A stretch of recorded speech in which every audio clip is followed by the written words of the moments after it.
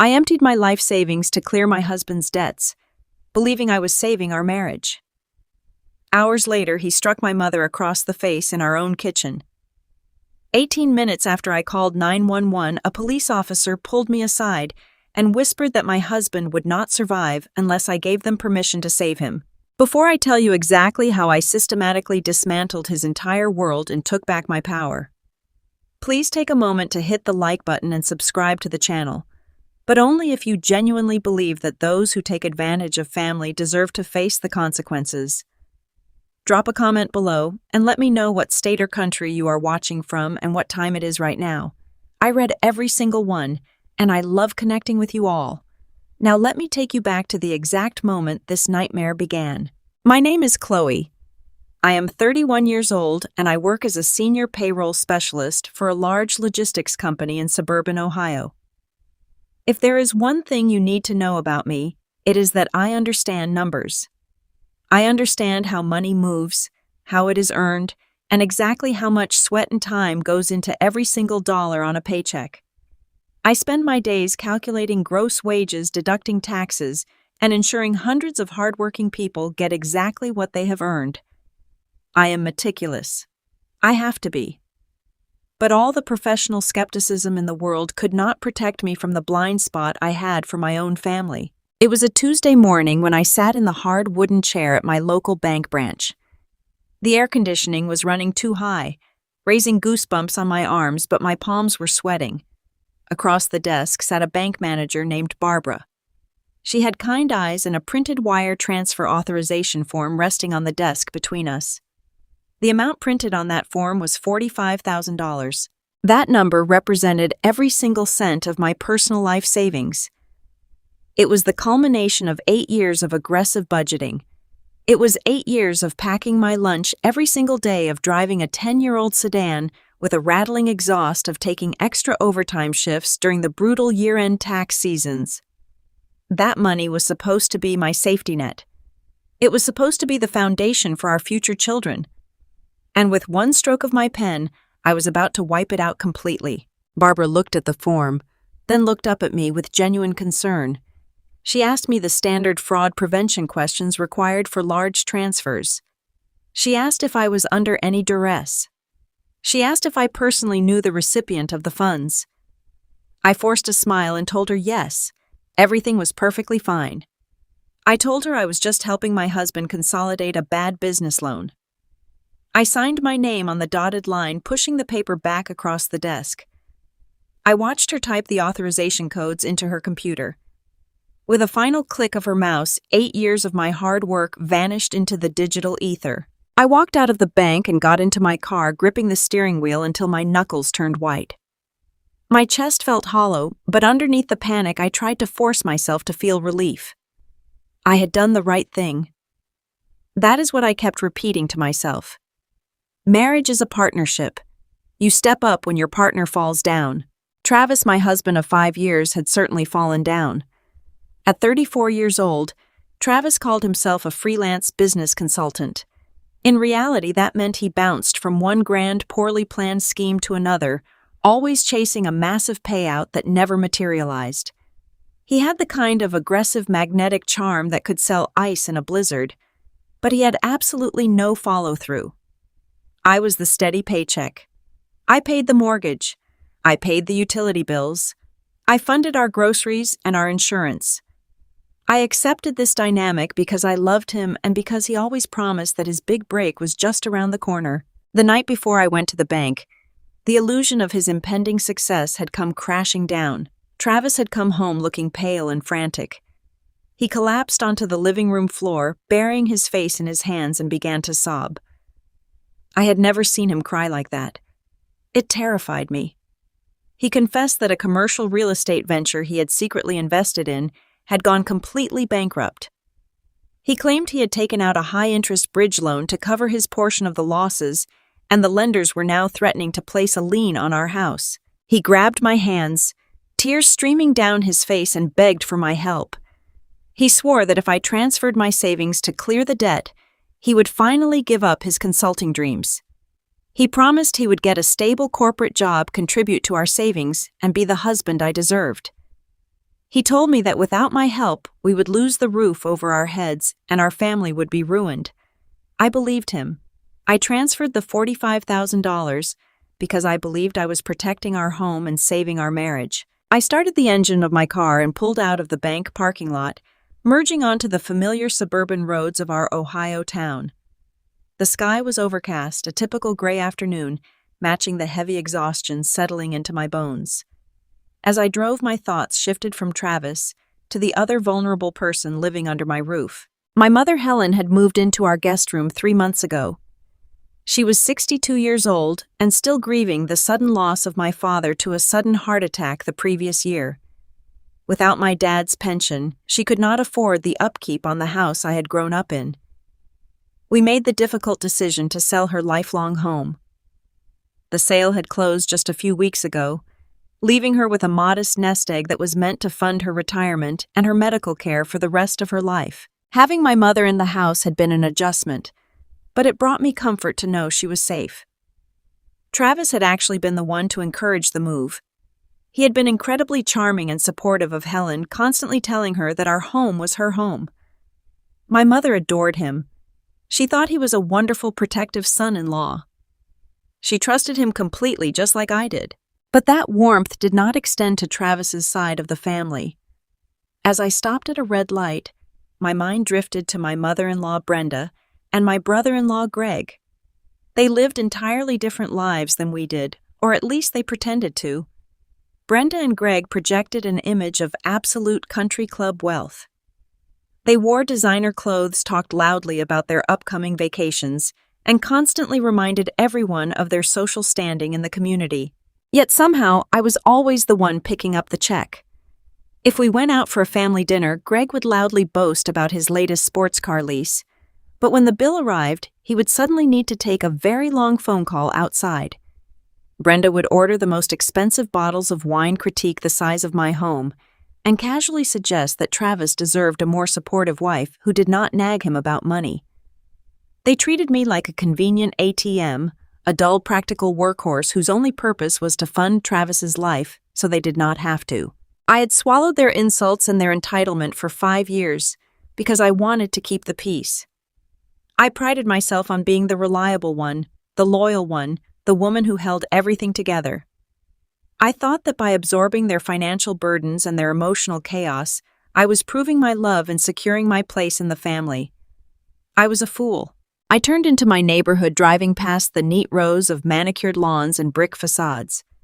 The physical weight of the bank transfer was still pressing down on my chest, but the closer I got to my house, the more I tried to convince myself that the worst was over. The debt was paid. The house was safe. Travis would get a normal job and we could finally start building a real, honest life together. I had sacrificed everything, but I truly believed it was a sacrifice that would heal my family. I pulled into my driveway and parked behind my mother's small sedan. The house was quiet from the outside. The front curtains were drawn.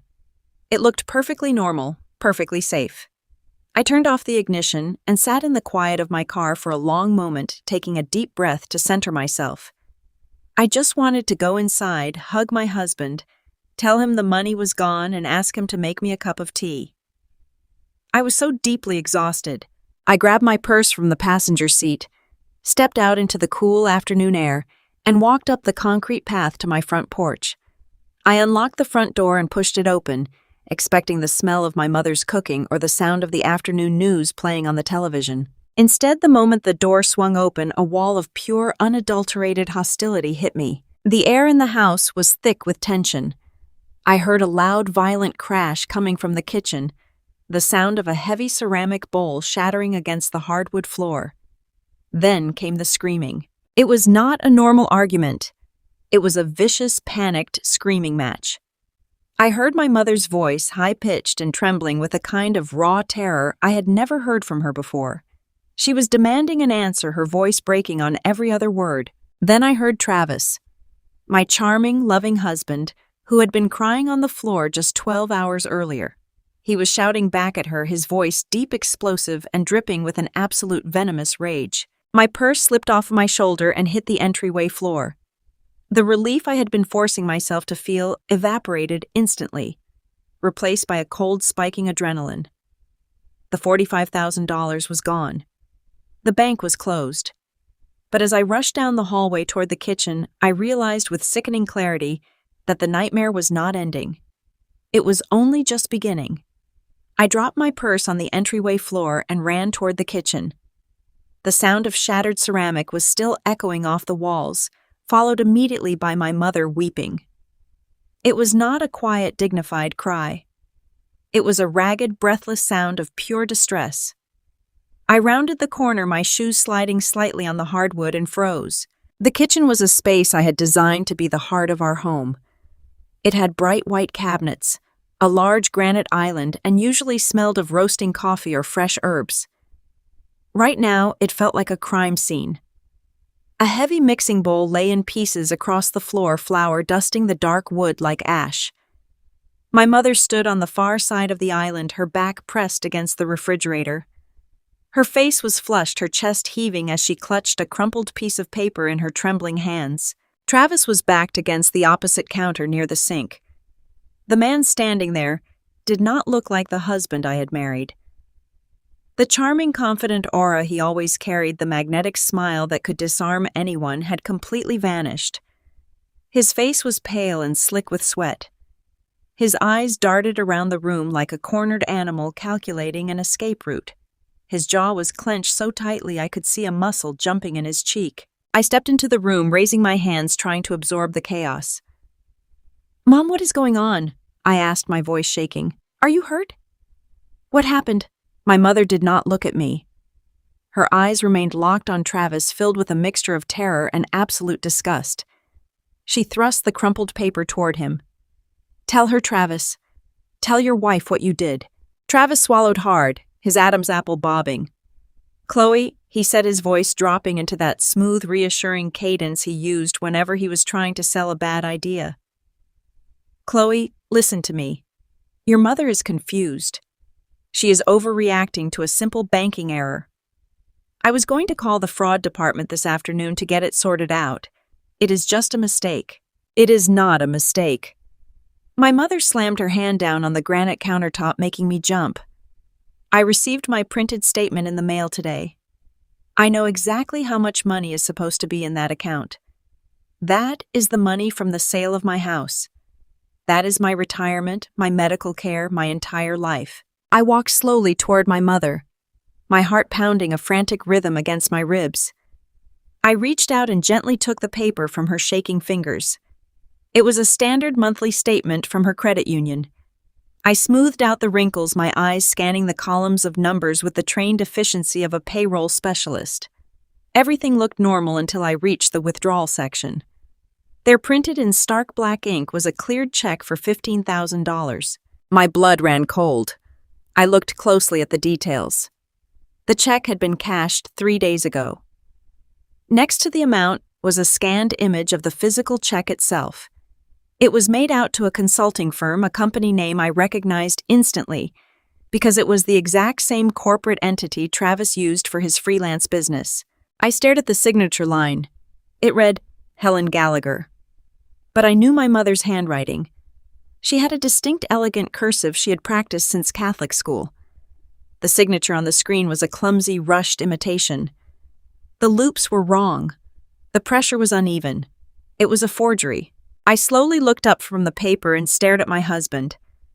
Just an hour ago, I had sat in a bank manager's office and wiped out my entire life savings of $45,000 because he had cried and begged and sworn we would lose our home.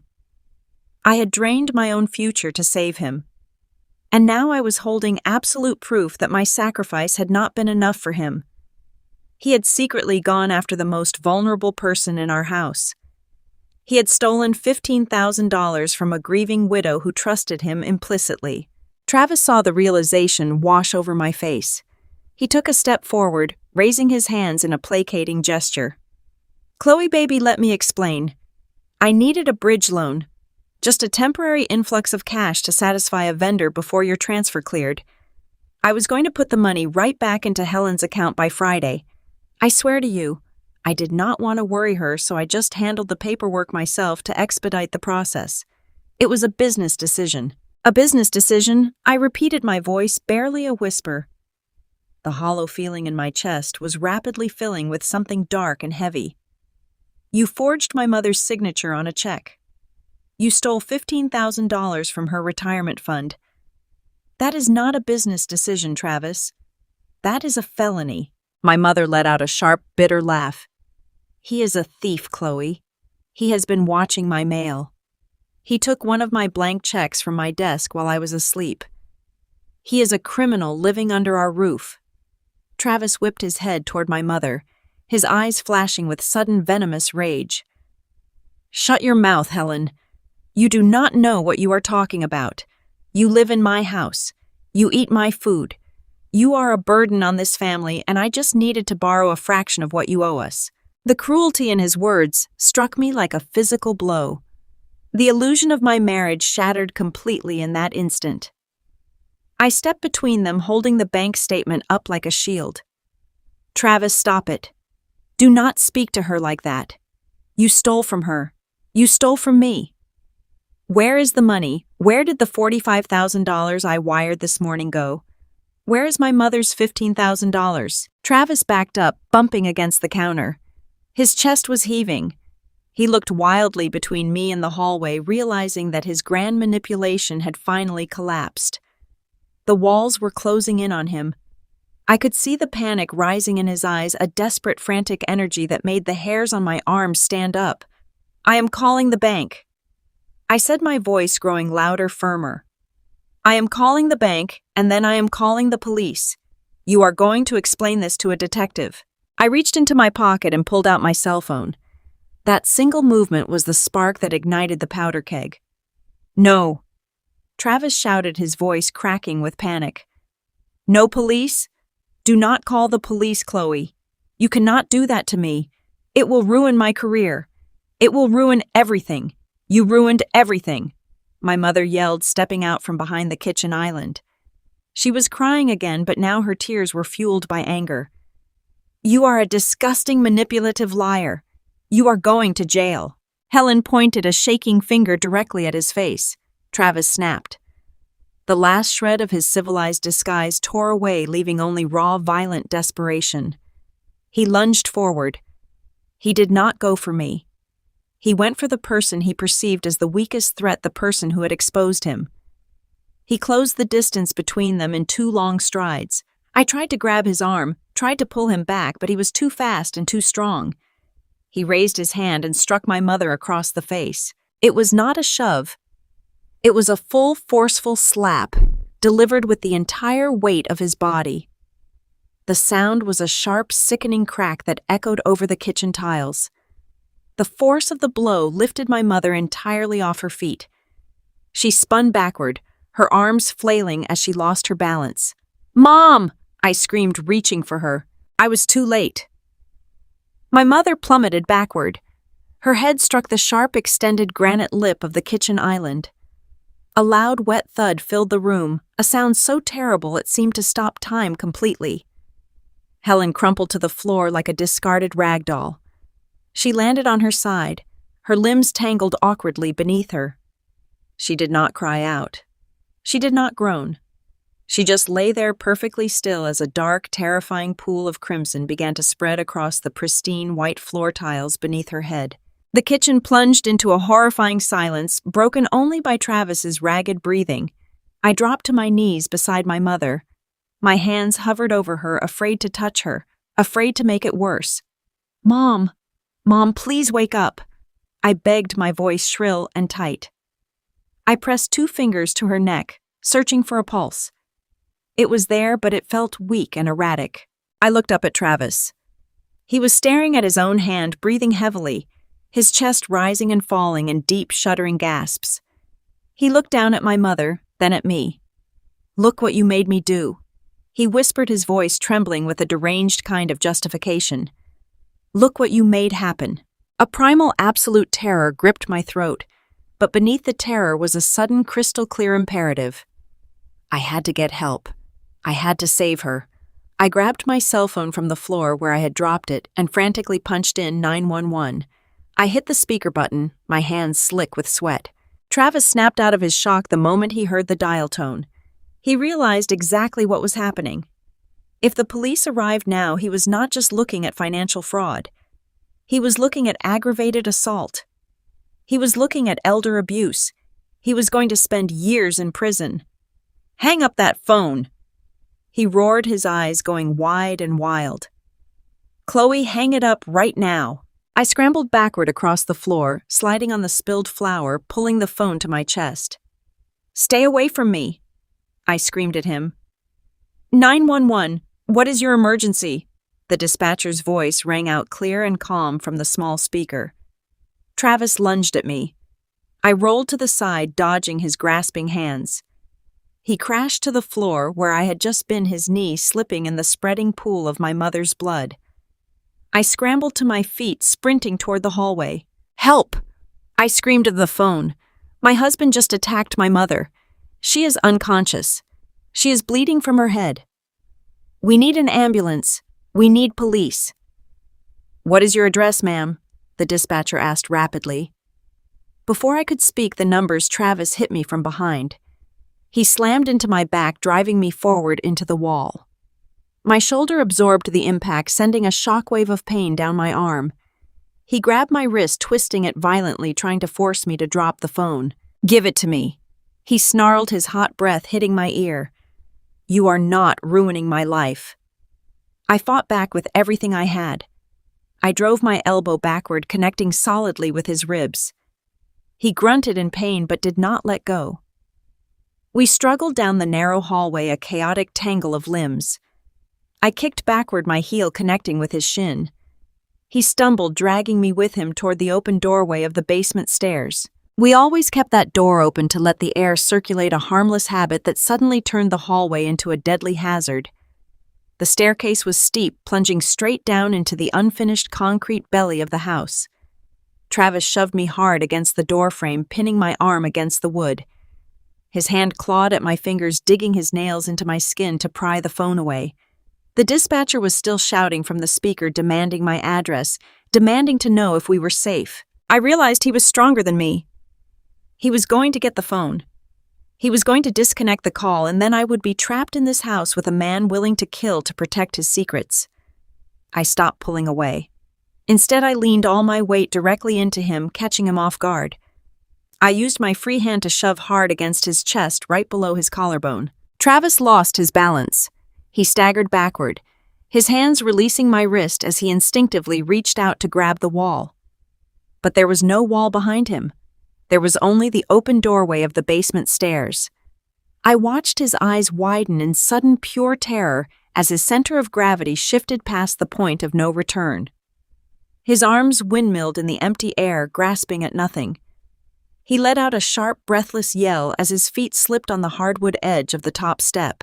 He tumbled backward into the darkness. It was not a clean fall. It was a violent, chaotic cascade of flesh and bone striking wood. I heard his shoulder slam against the wooden railing, the sound of splintering timber followed immediately by a heavy, sickening crunch, as his back hit the edge of the stairs midway down. He flipped over, tumbling head over heels, his limbs thrashing wildly as gravity pulled him downward. The sounds of his descent were a horrifying symphony of impacts, ending with a massive, echoing crash as his body finally met the solid concrete floor at the bottom of the basement. Then absolute silence returned. I stood frozen at the top of the stairs, my chest heaving, my lungs burning for air. My phone was still clutched tightly in my hand. I slowly stepped to the edge of the doorway and peered down into the dim light of the basement. Travis was lying on the bottom of the stairs. His body was twisted at an unnatural angle. One leg was bent backward beneath him. He was not moving, but a low, wet gurgling sound was coming from his chest. As I watched, his limbs began to jerk erratically, a violent, uncontrollable convulsing that rattled his shoes against the concrete. A dark pool was already forming beneath him, mirroring the terrifying scene in the kitchen above. "Ma'am, are you still there?" The dispatcher's voice crackled from my phone, grounding me back in reality. "I need your address immediately. Are you in danger?" I looked down the stairs at the man I had promised to spend my life with, the man who had stolen my future and nearly killed my mother.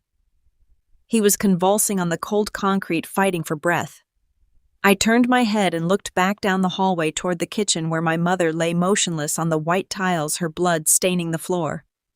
I lifted the phone to my mouth. "I am still here," I whispered, my voice strangely calm amidst the devastation. "Send ambulances. Send everyone." I recited my address into the speaker, standing perfectly still on the precipice of the stairs, utterly alone in the wreckage of my family. The kitchen was so quiet, it felt like the oxygen had been completely vacuumed out of the room. A ringing started in my ears, a high-pitched mechanical whine that drowned out the steady rhythm of the afternoon rain hitting the window panes. My mother lay motionless on the white ceramic tiles. The dark pool of crimson was spreading with terrifying speed, creeping steadily toward the gray grout lines. I fell to my knees beside her. The hard floor bruised my shins, but I barely registered the impact. My hands hovered over her pale face, terrified that touching her might somehow cause more damage. The 911 dispatcher was still shouting from the phone I had abandoned near the hallway baseboards. Her voice was a tinny, frantic sound, demanding to know if the attacker was still in the house. I could not answer her. I was completely paralyzed by the sight of my mother perfectly still, her eyes closed, her face entirely slack. Basic survival instinct finally kicked in, overriding the shock that had frozen my limbs. I scrambled backward across the floor, my shoes slipping uselessly in the spilled flour from the shattered mixing bowl. I tore open the bottom drawer of the oven where we kept the thick cotton dish towels. I grabbed 3 of them, throwing 2 aside and balling the largest one into a dense, thick pad. I crawled back to my mother and gently lifted her head, pressing the towel firmly against the back of her skull, where the blood was flowing the fastest. She did not groan. She did not flinch. Her skin was already growing pale and disturbingly cool to the touch. I pressed 2 trembling fingers against her neck right below her jawline, searching for a sign of life. The pulse was there, but it felt like a fragile cotton thread, fluttering erratically beneath my fingertips. I leaned down until my ear was hovering just inches from her mouth. I could hear her breathing, a shallow, ragged, rattling sound that terrified me even more than the silence. "Stay with me, Mom," I whispered, my voice cracking and echoing in the empty kitchen. "The ambulance is coming right now. You just have to hold on." The dispatcher's voice rose again from the hallway floor, cutting through my panic. "Ma'am, I need you to secure the scene. Is the assailant still a threat to you or the patient?" I looked toward the open basement doorway. The horrifying symphony of Travis falling down those steep wooden stairs played on a loop in my mind. The heavy, violent thuds, the splintering timber, the final sickening crash against the solid concrete floor below. I realized with a violent jolt of pure adrenaline that I was entirely alone in a house with a bleeding, unconscious woman and a man who had just tried to kill us to protect his own secrets. I pressed the cotton towel harder against my mother's head, praying the physical pressure would be enough to sustain her. "I have to go check the stairs," I told her softly, even though she could not hear me. "I will be right back. I promise you, I will be right back." I left the towel wedged firmly under the dead weight of her head and slowly stood up. My knees were shaking so violently I had to grab the edge of the granite kitchen island to steady myself. The exact same granite island where Travis had just slammed her skull. A fresh wave of acidic nausea washed over me, burning my throat. I looked down at the crumpled bank statement lying a few feet away, the single piece of paper that had started this entire nightmare. The $15,000 forged check. I forced myself to step over it. I walked slowly toward the hallway, picking up my phone from the floor. I pressed the cold plastic to my ear. "I am still here," I told the dispatcher, my voice sounding hollow and completely detached from my body. "The attacker is my husband. He fell down the basement stairs during the physical struggle. I am going to check on him now. Please tell the medics to hurry. My mother is losing a massive amount of blood." I approached the open basement door with a sense of overwhelming, suffocating dread. The narrow stairwell was cast in deep shadows. We rarely used the unfinished portion of the basement. It was a cold, drafty concrete cavern where Travis kept his overflow office supplies and heavy filing cabinets. I reached out with a trembling hand and flicked the light switch on the wall. The harsh fluorescent bulbs flickered to life, buzzing loudly like a swarm of angry bees. I peered over the edge of the top step. The wooden handrail was shattered midway down, jagged wooden splinters pointing upward like broken teeth. And at the bottom of the steep descent lay my husband.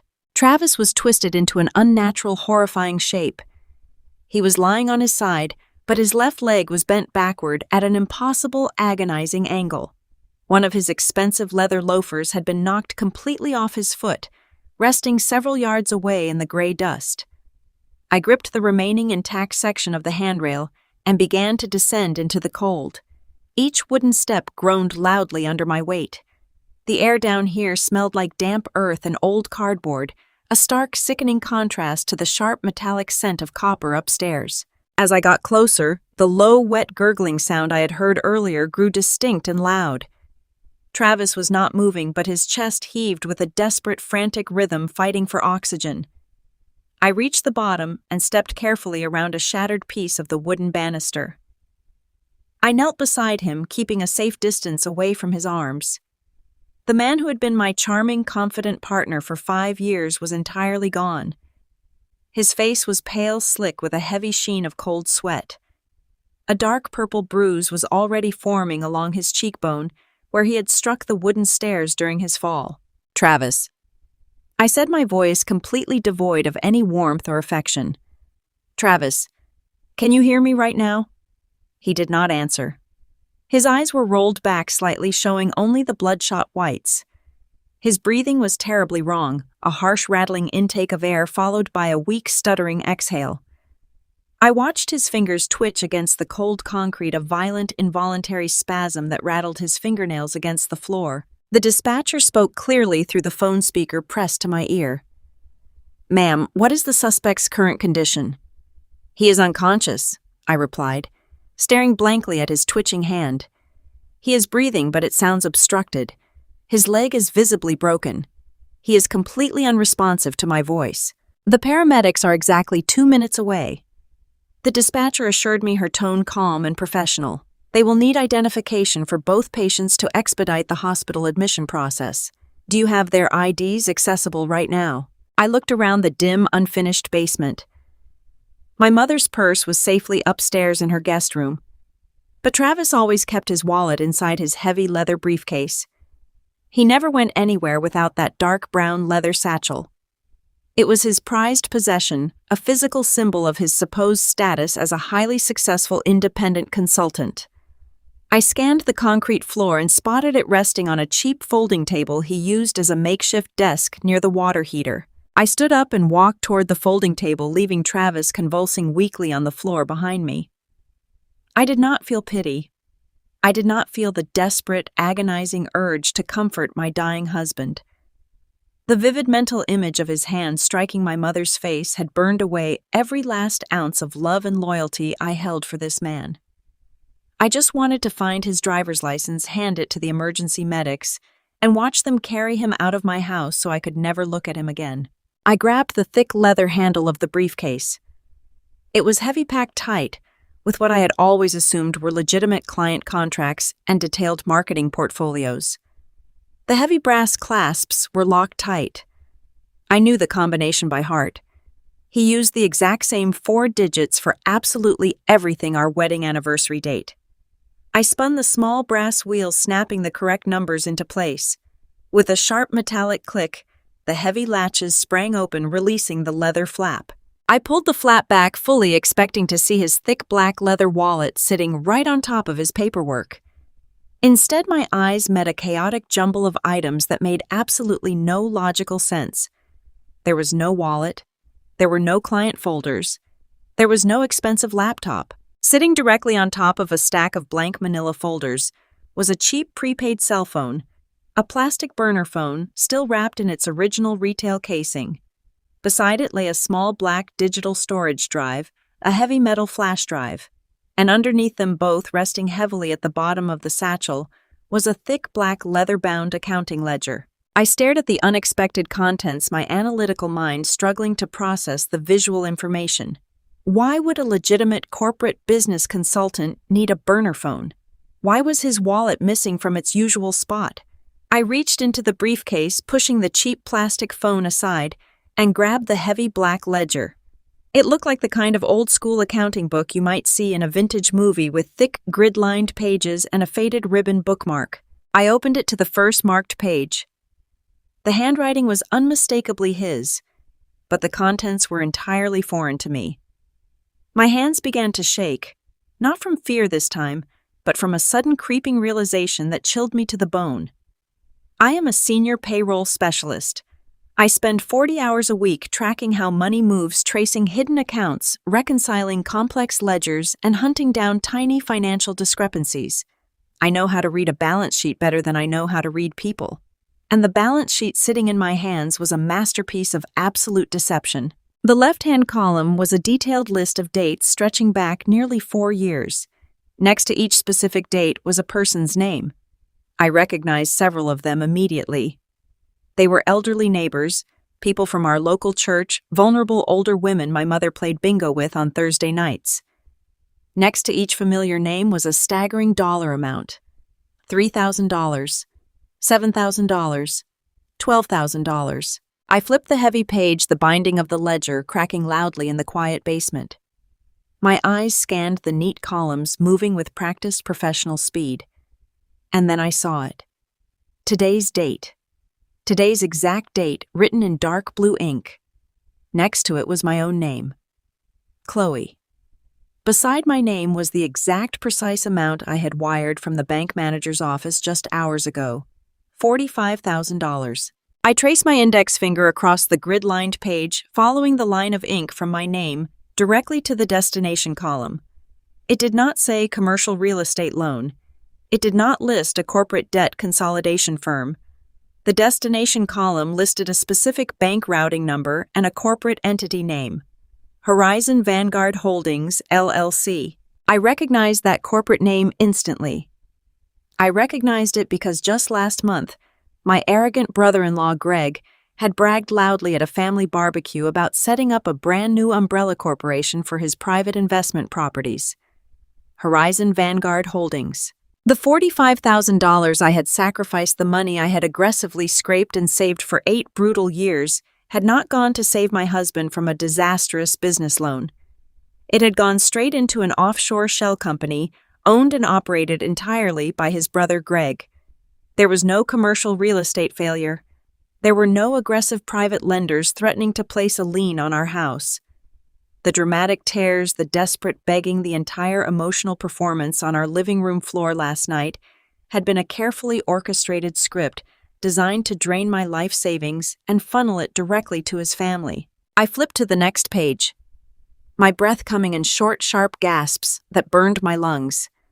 The nausea returned in full force, replaced instantly by a blinding white-hot rage that erased every other emotion in my body. There, near the bottom of the right-hand column, was another fresh entry marked with today's date. The name written clearly in blue ink was Helen Gallagher, my mother. The dollar amount was exactly $15,000, and the handwritten note beside her name read, Trust Account Penetration Phase 1. I stood there in the cold, damp basement, gripping the ledger so tightly.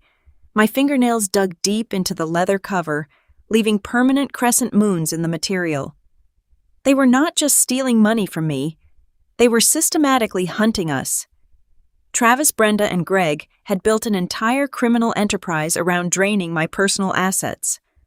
They had viewed me not as a loving wife, but as a compliant host organism, a steady, reliable source of steady income to continually fund their lavish country club lifestyle. And when they realized my personal savings account had finally run dry, they immediately pivoted their attention to the next vulnerable target currently living under my roof. They were going straight after my grieving mother to bleed her retirement fund dry. The loud, chaotic sound of heavy boots pounding on the hardwood floor upstairs completely shattered the basement silence. Sirens wailed loudly outside the house, painting the small basement windows with flashing red and blue lights. The emergency paramedics had finally arrived. I heard loud voices shouting, calling out rapidly for the patients. I looked back down at Travis. His violent convulsing had slowed to a weak, pathetic twitch. The dark blood from his severe head wound was actively mingling with the gray dust on the concrete floor. I closed the black ledger with a heavy thud. I picked up the plastic burner phone and the metal flash drive. I slipped all 3 crucial pieces of evidence into the deep pockets of my thick cardigan, completely concealing them from view. I closed the heavy leather briefcase and snapped the brass lock shut, spinning the numbers randomly, leaving it exactly where I had found it. My husband was dying on the cold floor right in front of me. An hour ago, I would have completely destroyed my own life to save his. Now I looked down at his pale, sweating face and felt absolutely nothing but cold, calculating resolve. I was not a weak, helpless victim. I was a professional financial auditor, and I had just found the receipts for his entire criminal operation. I turned my back on him completely and walked calmly toward the wooden stairs, ready to meet the police. The flashing red and blue emergency lights sliced through the heavy gray afternoon rain, painting the pristine walls of my living room in frantic, rhythmic pulses of color. The wailing sound of approaching sirens, which had seemed so distant and surreal just a minute ago, suddenly filled the entire house, vibrating deep within my chest.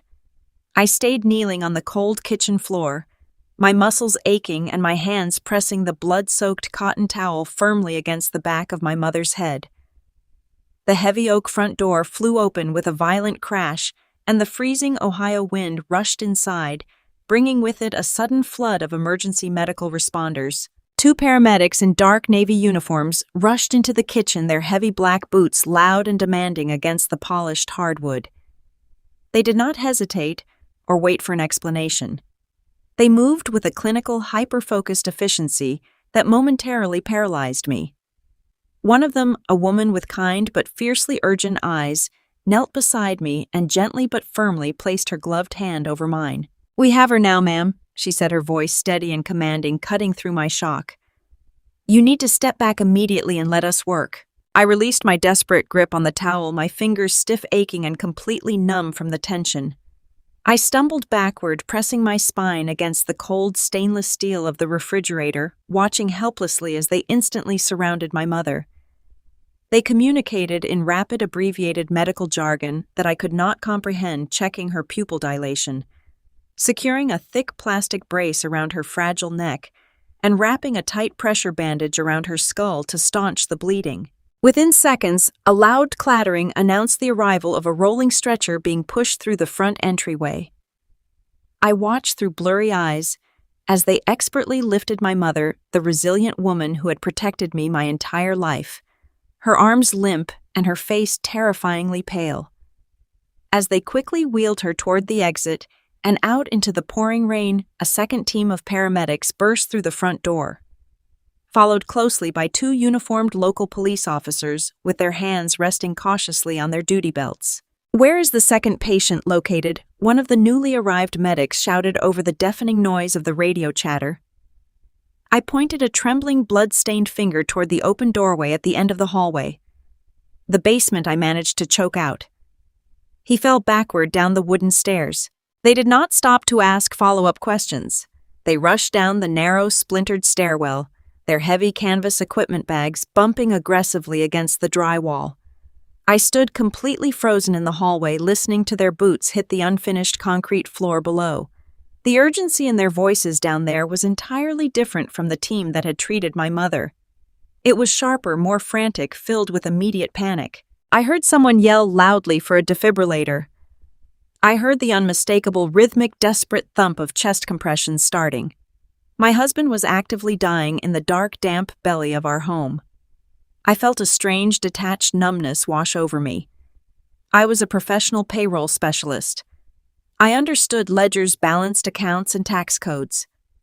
I did not understand how my quiet Tuesday afternoon had transformed into a violent, blood-soaked crime scene. I leaned against the hallway wall, clutching my dirty hands to my chest, waiting for someone to tell me if I was about to become a widow or if I was merely the victim of a massive financial catastrophe. The front door swung open once again, letting in another gust of damp wind. A man walked inside, moving significantly slower than the paramedics, yet carrying an undeniable authority that instantly quieted the chaotic energy lingering in the entryway. He was not a regular uniformed officer answering a domestic disturbance call. He wore a damp tan trench coat over a sharply tailored dark suit. He was older, perhaps in his late 50s, with sharp, calculating eyes and a face heavily lined with years of dealing with the absolute worst of human nature. He silently flashed a golden badge clipped to his leather belt to the uniformed officers, who immediately stood down and stepped aside to let him pass.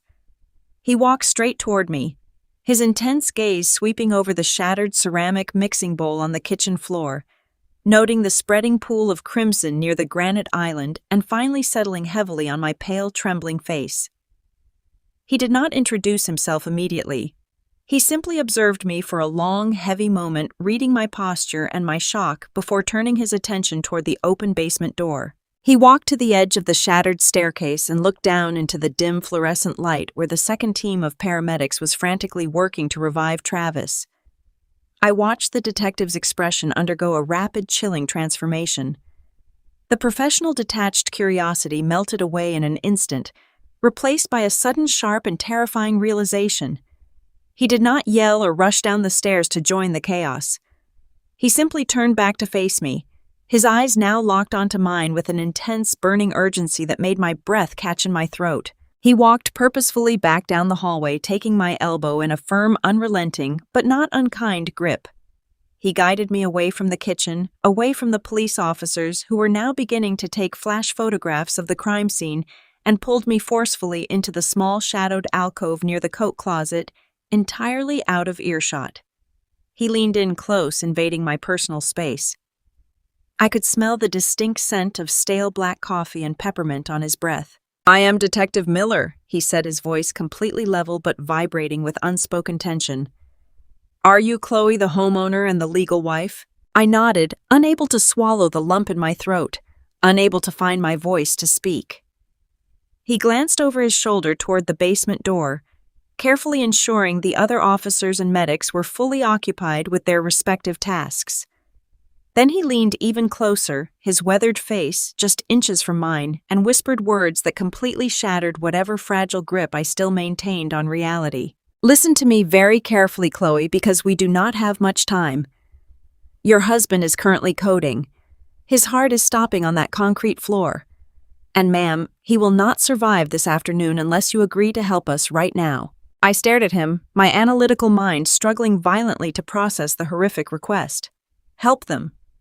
I had just dialed 911 because my husband had brutally assaulted my grieving mother and physically tried to silence me. I had just watched emergency responders carry her out of my house on a stretcher, bleeding and unconscious. Why on earth would this veteran detective pull me into the shadows to ask me to help save the life of the monster who had just destroyed my entire family? "I do not understand what you are saying," I whispered, my voice shaking with a mixture of fear and rising indignation. "He just attacked my mother. He physically threw me against the wall. He stole my entire life savings. Why in God's name are you asking me to save him?" Detective Miller did not flinch at my anger. He kept his voice low, maintaining a harsh, urgent rasp that forced me to focus on every single syllable. "Because he did not just steal from you, Chloe. We have been watching Travis and his brother Greg for 8 agonizing months. This was a joint federal operation with multiple agencies involved. They are not just bad businessmen. They are running a massive, highly organized wire fraud syndicate that systematically targets vulnerable senior citizens across 3 different state lines. Your husband is not just a broke consultant dealing with bad commercial debts. He is a calculated predator. We were actively building the final pieces of our federal indictment, fully preparing to execute a raid on this exact house this coming Friday. My stomach violently lurched, acidic bile rising in my throat. A federal operation. Interstate wire fraud. The syndicate. Everything I had just discovered, hidden inside that black leather ledger in his briefcase merely 20 minutes ago, was already known to the federal authorities. "But why is he dying right now?" I asked, my panic escalating as the pieces failed to connect. "He just lost his balance during our struggle. He fell backward down the wooden stairs. He broke his leg and hit his head on the concrete." "That shouldn't kill him." Miller shook his head tightly, his eyes grave. The physical fall is not what is killing him, Chloe. When Travis heard the police sirens pulling up to your street, he panicked. He knew he had highly illicit materials hidden on his person, and he thought this was the federal raid he had been dreading for months. My medics just found pieces of a torn, heavy-duty plastic bag lodged in the back of his throat. He swallowed a massive, concentrated packet of synthetic narcotics to hide the evidence from my officers. It ruptured in his stomach acid when he hit the concrete floor with such force. He is suffering from a catastrophic chemical overdose right now. His internal organs are shutting down as we speak. I squeeze my eyes shut, desperately trying to block out the sheer terrifying insanity of the situation. My husband, the charming man I had shared a home and a bed with for 5 years, was a federal criminal currently overdosing on synthetic drugs in our unfinished basement. The paramedics cannot use standard emergency protocols to save him. Miller continued his grip, tightening significantly on my arm to keep me grounded. The chemical compound he swallowed is highly unstable and incredibly toxic.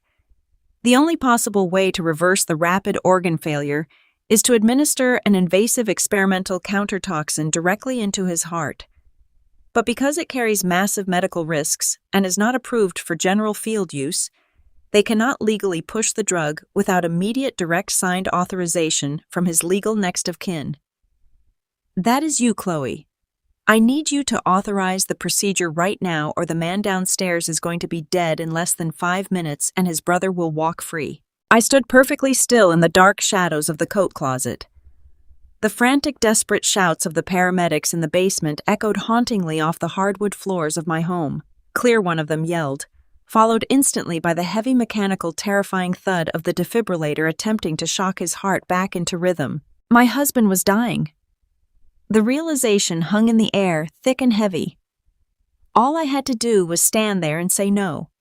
All I had to do was shake my head, tell the veteran detective that I was far too traumatized to make a complex medical decision, and the nightmare would effectively be over. Travis would take his dark secrets, his cruel lies, and his physical abuse straight to the grave. I would instantly become a tragic, grieving suburban widow.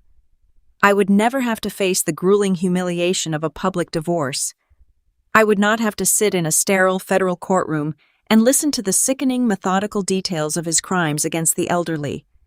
The universe was handing me an easy, silent, and permanent escape on a silver platter. But then, in the quiet space between my racing heartbeats, I thought about my mother. I thought about the terrifying wet sound of her skull striking the sharp granite edge of my kitchen island. I thought about the dark, spreading pool of crimson blood staining my clean white floor tiles. I thought about the $45,000 I had willingly sacrificed at the bank manager's desk this very morning, the money that represented 8 brutal years of my blood, sweat, and financial discipline. That money was currently sitting in an offshore shell company owned by his arrogant, greedy brother Greg. I thought about the black ledger hidden inside that leather briefcase outlining their sickening plan to bleed my grieving mother's retirement fund completely dry. If Travis died right now, he escaped consequences. He got to take the easy, painless way out. He would never have to look me in the eye and answer for the utter betrayal he had orchestrated. He would never have to face the absolute devastation he had caused our family. And more importantly, if he died today, his brother Greg and his entitled mother Brenda might find a legal loophole to hide the money. They might slip away in the ensuing chaos of his death. I absolutely could not let that happen. I needed him breathing. I needed him conscious. I needed him to wake up strapped to a hospital bed so I could systematically strip away every single thing he valued in this world. I looked up at Detective Miller. The tears had completely stopped falling. My heart rate slowed to a steady, terrifyingly calm rhythm. I felt a cold, absolute clarity settle deep into my bones, freezing my empathy entirely. "Where do I sign?" I asked, my voice completely devoid of any recognizable emotion. Miller did not hesitate for a microsecond. He pulled a heavy digital tablet from his trench coat pocket, tapped the illuminated screen twice, and handed it to me. "Right here on the bottom line," he said, handing me a stylus. "This gives the medical control doctor the explicit legal consent required to push the experimental countertoxin immediately." I took the stylus. My hand did not shake. I scrawled my signature across the glowing screen with the precise, practiced, unyielding hand of a senior payroll specialist, authorizing a final transaction. I handed the tablet back to the detective. I did not sign that paper out of love. I did not sign it out of marital duty or moral obligation. I signed it because Travis owed me a massive debt, and I was going to collect every single cent. "Keep him alive, detective," I said, looking him dead in the eye without blinking. "Keep him alive because I want him to be wide awake when I burn his entire world to the ground." Miller looked at me, a flicker of genuine solemn respect crossing his hardened features. He nodded once, turned on his heel, and sprinted down the hallway toward the basement door to deliver the life-saving authorization. I stood alone in the quiet hallway, listening to the rain hit the roof, fully prepared to go to war. The fluorescent lights of the intensive care waiting room buzzed with a low mechanical hum that seemed to vibrate straight into my teeth. I sat completely alone on a stiff vinyl chair, staring at the scuffed linoleum floor. The frantic adrenaline that had carried me through the ambulance ride and the chaotic hospital admission had entirely evaporated. It left behind a cold, heavy exhaustion that settled deep into my bones. But beneath that physical fatigue lay a sharp, diamond, hard clarity. My husband was lying in a hospital bed just down the hallway, connected to a dozen different machines. He was fighting for his life against a massive overdose of synthetic narcotics. The emergency doctors were pushing a highly invasive experimental countertoxin directly into his system, a medical procedure I had authorized just an hour ago with a single signature. I had not saved his life out of love. I had saved him because a dead man cannot face the consequences of his actions. I needed him breathing when I tore his world apart. A young nurse in light blue scrubs pushed through the swinging double doors of the intensive care unit and walked toward me. My heart gave a brief, painful thud against my ribs. I stood up quickly, my hands gripping the strap of my heavy leather tote bag.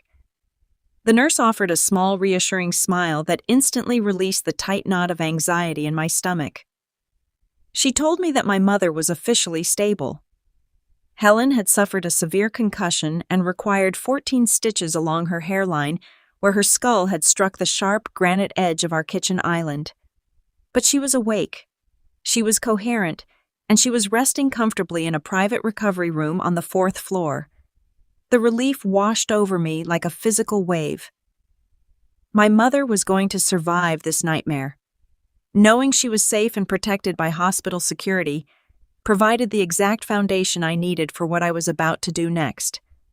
I thanked the nurse and sat back down on the uncomfortable vinyl chair. The external threat was neutralized. Now it was time to focus entirely on the offensive strategy.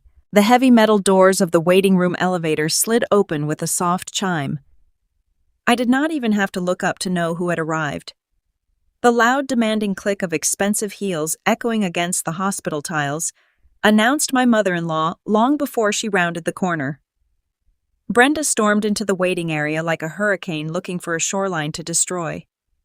She was wearing a pristine beige cashmere sweater and tailored slacks, looking completely out of place in the sterile, sorrowful environment of an intensive care unit. Greg followed closely behind her. My brother-in-law was dressed in his typical weekend attire, a designer polo shirt and expensive loafers, looking more annoyed by the inconvenience of the hospital trip than genuinely concerned for his dying brother. Brenda spotted me sitting in the corner and marched directly across the room. Her face was flushed with dramatic, performative anger.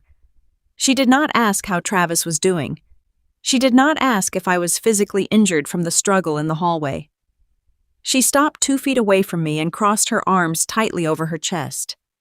"What did you do to him?" she demanded, her voice rising to a shrill pitch that caused a passing orderly to turn and stare. I looked up at her, keeping my expression perfectly blank. The sheer audacity of her accusation was staggering. She was standing in front of me, pretending to be a grieving mother, when I knew for an absolute fact that she was the architect of a massive elder fraud syndicate. I knew because the handwritten ledger currently burning a hole in my coat pocket detailed every single dollar she and her sons had stolen. Greg stepped up beside his mother, puffing out his chest. "Mom is asking you a question, Chloe." The police called and said Travis fell down the stairs during a domestic dispute. They said he had some kind of toxic reaction. What kind of stress have you been putting him under? Brenda did not even wait for my response. She immediately launched into a vicious theatrical tirade.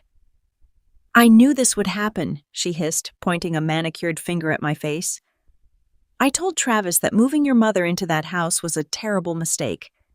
He has been under an immense amount of professional pressure trying to keep his consulting business afloat. He has been working himself into the ground to provide for you, and instead of supporting him, you stress him out to the point of a physical collapse.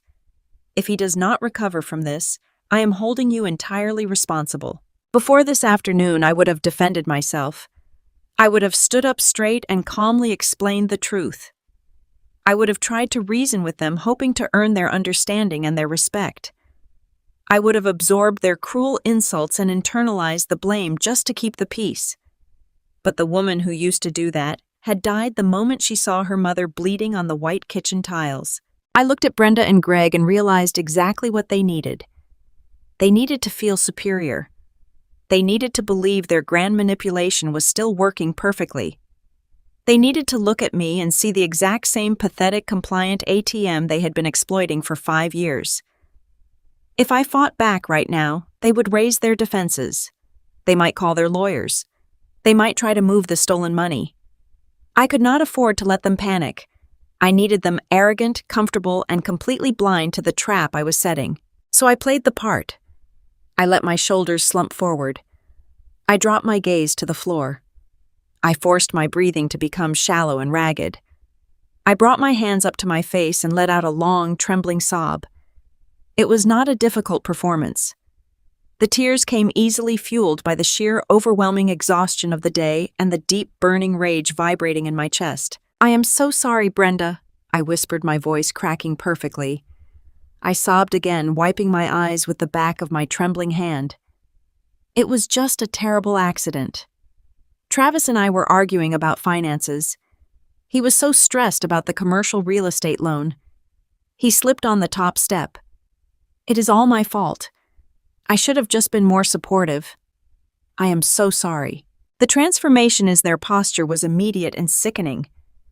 Brenda let out a loud, dramatic sigh of vindication. Her rigid shoulders relaxed. The frantic defensive energy completely left her body. She had won. She had successfully shifted the blame onto the convenient scapegoat. Greg smirked, rolling his eyes and running a hand through his hair. He pulled his cell phone from his pocket, already looking bored with the conversation. Crying is not going to fix his broken leg, Chloe, Brenda said, her tone dripping with condescending pity. She sat down in the chair across from me, smoothing out the wrinkles in her expensive slacks. Just sit quietly and let us handle the doctors when they come out. Travis needs his real family right now.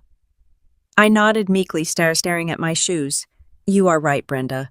I will just stay out of the way. I reached down and picked up my heavy leather tote bag, placing it carefully on my lap. I unzipped the main compartment and pulled out my thick silver work laptop. I was a senior payroll specialist, and my company required us to maintain highly secure encrypted machines for remote accounting work. It was a bulky device, but right now it was the most powerful weapon I possessed. What are you doing? Greg asked, glancing up from his phone with a flicker of annoyance. I kept my head down, opening the screen. The hospital administration needs our updated insurance policies to process his intensive care admission, I said, my voice still sounding thick with fake tears. I just need to log into the healthcare portal to download the digital cards so they do not hit us with the out-of-network emergency fees. Greg scoffed, shaking his head. Always the accountant. Even when your husband is in a coma, you are worried about the deductibles. He went back to scrolling on his phone, completely dismissing me. Brenda leaned her head back against the wall, closing her eyes and sighing dramatically about her high blood pressure. They were entirely unconcerned with what I was doing. They believed I was just the dull, practical workhorse performing my administrative duties exactly as they expected. They had absolutely no idea that beneath the heavy wool fabric of my winter coat, tucked securely into the deep inside pocket, sat Travis's cheap plastic burner phone and the heavy metal flash drive I had taken from his hidden briefcase. I angled the laptop screen away from their line of sight. My hands were perfectly steady now. The tears were gone. I slid my hand inside my coat and retrieved the metal flash drive, keeping it concealed in my palm. With a swift, silent motion, I inserted the drive into the side port of my laptop. The machine recognized the external device immediately. A prompt appeared asking for a decryption password. Travis was a criminal, but he was a remarkably lazy one. I reached back into my coat pocket and pulled out the thick black leather ledger. I kept it hidden on my lap beneath the overhang of the open laptop screen. I flipped to the very last page where I had spotted a string of alphanumeric codes scribbled in the margin. I typed the first sequence into the password field. Access denied. I did not panic. I calmly typed the second sequence exactly as it was written in the ledger. Access granted. A dozen different digital folders populated my screen. My eyes scanned the titles rapidly. They were not labeled with mundane names. They were explicitly categorized. Target profiles, account routing, offshore transfers, LLC, shell structures. I clicked on the folder labeled Horizon Vanguard Holdings. This was the exact offshore shell company owned by Greg, where my $45,000 life savings had been wired just a few hours ago. While Brenda sat 2 feet away from me, loudly complaining to Greg about the poor quality of the hospital coffee, I was quietly, systematically conducting a deep-dive forensic financial autopsy of their entire criminal syndicate. I opened the primary banking spreadsheet. As a payroll specialist, I spent 40 hours a week tracking complex financial movements, tracing hidden accounts, and reconciling massive corporate ledgers. The spreadsheet on Travis's flash drive was complicated, but it was not impenetrable. I followed the digital paper trail with cold, calculating precision. The betrayal I uncovered in those digital columns was far worse than I had ever imagined. The $45,000 I had transferred to clear Travis's fake commercial debt was currently sitting in a holding account registered in the Cayman Islands under Greg's name. But it was not just my money. I found detailed records of the elder fraud operation Detective Miller had mentioned. There were dozens of entries matching the exact names and dollar amounts I had seen handwritten in the black ledger. They had been draining the retirement accounts of vulnerable senior citizens for 3 years, using Brenda's country club social network to identify wealthy, isolated widows. Brenda was not just an entitled mother-in-law. She was the primary scout for a federal wire fraud ring. My fingers flew across the keyboard, bypassing security gateways and downloading the complete transaction histories directly onto my secure encrypted hard drive. I needed multiple backups. I needed absolute, undeniable proof. Then I found a folder titled Marital Dissolution. I clicked it open. My heart stopped beating for a fraction of a second. Inside was a draft of a legal divorce petition dated for next Tuesday. Alongside the petition was a string of exported text message conversations between Travis and Greg. I opened the text file, reading the messages with a sickening sense of clarity. Greg had texted Travis 2 weeks ago. "Is the accountant ready to pop?" Travis had replied. "She is transferring the last $45K on Tuesday morning. I gave her the bridge loan tearjerker routine. She bought it completely." Greg responded. "Perfect. Once the wire clears, move the funds to Vanguard. Serve her the papers on Friday. Leave her with the mortgage and walk away clean." Mom already found a new target at the country club with a massive pension. They had orchestrated the entire marriage. They had used Travis to legally bind himself to a stable, high-earning woman with excellent credit. I was never a wife. I was a long-term financial host organism. And today was supposed to be the day they finally drained me dry and discarded the empty shell. I sat in the uncomfortable hospital chair, breathing the stale antiseptic air. My husband was fighting for his life down the hall. My mother-in-law was sitting across from me, checking her makeup in a compact mirror. My brother-in-law was laughing at a video on his phone. They thought they had won. They thought they had successfully executed their master plan. They did not realize that I now possessed the exact account numbers, the routing protocols, and the digital footprints required to freeze every single dollar they had ever stolen. They did not realize that I had just forwarded the entire text message conversation regarding their divorce fraud directly to my personal email. I closed the offshore banking spreadsheet and ejected the metal flash drive, sliding it smoothly back into my coat pocket. I opened my internet browser and navigated to the official website of my primary banking institution. It was time to stop being the victim. It was time to start being the apex predator. I closed my laptop screen slightly and looked up at Brenda. She caught my eye and let out another heavy, exasperated sigh. "Are you quite finished playing on your computer, Chloe?" she asked, her tone sharp and dismissive. "I need you to go down to the cafeteria and get me a sparkling water. The air in here is absolutely stifling, and I cannot be expected to sit here parched while my son is suffering." I looked directly into her eyes. I did not blink. I let a very small, very quiet smile touch the corners of my mouth. "Of course, Brenda," I said, my voice perfectly smooth and entirely empty of tears. "I will take care of absolutely everything.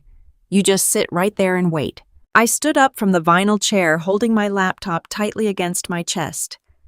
I turned my back on the two most arrogant people I had ever met and walked down the long, sterile hospital corridor. I did not go to the cafeteria. I walked directly toward the quiet, secluded alcove near the surgical waiting rooms, where I knew I would have excellent cell phone reception. I pulled my phone from my pocket and prepared to make the phone calls that would bring the financial guillotine crashing down on their heads. I found an empty alcove near the pediatric surgical wing on the 3rd floor. It was completely deserted. The only sound was the low mechanical hum of a soda vending machine and the steady drumming of the rain against the large plate glass window. I sat down on a stiff fabric sofa, rested my heavy silver laptop on my knees, and took a long, deep breath. The air in this part of the hospital was cold and smelled faintly of bleach. I needed that coldness. I needed my mind to be sharp, clinical, and completely detached from the man lying in a coma 1 floor below me. I woke up the screen of my laptop. The decrypted contents of my husband's hidden flash drive were waiting for me. I spent the first 20 minutes doing what I do best. I followed the money. As a senior payroll specialist, my daily professional life revolves around recognizing financial patterns, tracking routing numbers, and ensuring that every single cent balances perfectly on a master ledger. Criminals like my husband and his brother always make the exact same fundamental mistake. They believe that because they hide their money behind shell corporations and offshore routing numbers, their tracks are entirely invisible. But money always leaves a digital footprint. You just have to know how to read the impression it leaves in the dirt. I opened the master's spreadsheet labeled Horizon Vanguard Holdings. This was the entity Greg had proudly boasted about at a family barbecue just last month, claiming it was his new private commercial real estate venture. I traced the digital pathways of the listed accounts. The $45,000 I had willingly wired from the bank manager's office just hours ago had landed in a temporary holding account registered in Delaware. From there, it was scheduled to be automatically routed to a private offshore account in the Cayman Islands, an account solely controlled by Greg. There was no commercial real estate debt. There were no aggressive private lenders threatening to take our home. It was a straight, unadulterated embezzlement scheme designed to strip my personal life savings and launder it directly into his brother's pocket. But my stolen savings were only a fraction of the horror hidden inside that spreadsheet. I began cross-referencing the digital deposits with the handwritten names I had seen in Travis's black leather ledger down in the basement. The absolute reality of what I was looking at made the blood drain entirely from my face. There were dozens of routine wire transfers ranging from $5,000 to $20,000. Next to each transfer was a detailed note listing the source. I recognized the names of elderly widows from Brenda's country club. I recognized the names of retired couples from our local church congregation. The structure of their family syndicate became sickeningly clear. Brenda was the primary scout. She used her pristine, wealthy country club image, her expensive cashmere sweaters, and her fake charitable luncheons to identify vulnerable senior citizens. She deliberately looked for the lonely ones, the ones whose spouses had recently passed away, the ones whose adult children lived out of state and rarely visited. Once she isolated a prime target, she introduced them to her charming magnetic son Travis. Travis would swoop in, playing the role of the brilliant independent financial consultant. He would gain their trust offer to review their retirement portfolios over a cup of coffee, and ultimately convince them to invest heavily in Greg's fictitious real estate corporation, promising massive risk-free returns to secure their golden years. Once the elderly victims wired their life savings into Horizon Vanguard Holdings, Greg would instantly funnel the cash through a labyrinth of offshore accounts until it became entirely untraceable. They were systematically bleeding these innocent, trusting people dry. And as I stared at the screen, I realized exactly how I fit into their monstrous family business. Criminal operations of this magnitude require an anchor. They need a solid cover of domestic legitimacy to satisfy the banking algorithms and the federal tax authorities. They needed someone with a spotless financial history, an excellent credit score, and a verifiable steady high-earning corporate income. They needed someone to sign the mortgage on a nice suburban house, to dutifully pay the property taxes, to keep the health insurance active, and to fund the day-to-day living expenses so their illicit money could remain entirely hidden and untouched. They did not want a loving daughter-in-law. Travis did not want a lifelong partner. They had specifically recruited a financial anchor. They had scouted me 5 years ago with the exact same predatory precision they used on those elderly widows. I thought back to the night I first met Travis at a local coffee shop. He had been so incredibly interested in my career. He had asked so many detailed questions about my job security, my promotion track, and my long-term financial goals. I had thought he was just being supportive, responsible, and mature. Now I knew he was simply running a verbal credit check on his next mark. For 5 long years, I had gone to work every single day, proud to be the reliable foundation of our marriage, while they secretly laughed at my blind, unwavering loyalty. I was nothing more than a highly efficient, self-funding shield for a federal wire fraud ring. I closed the primary spreadsheet, my hands trembling with a quiet, absolute rage that threatened to consume me. I navigated back to the main directory of the flash drive. There were several subfolders I had not yet opened. One of them was cleanly titled Marital Dissolution. My maiden name was listed right beside it. I clicked the folder open. Inside was a draft of a formal legal divorce petition. The document was completely filled out, prepared by an expensive downtown law firm, and dated for this upcoming Friday. Just 3 days away. I read through the dense legal jargon, feeling a physical hollow ache radiating through my chest. The petition claimed irreconcilable differences. It demanded that I take sole responsibility for the marital mortgage because the house was exclusively in my name. It aggressively requested spousal support for Travis, citing his lack of steady income and my high corporate salary.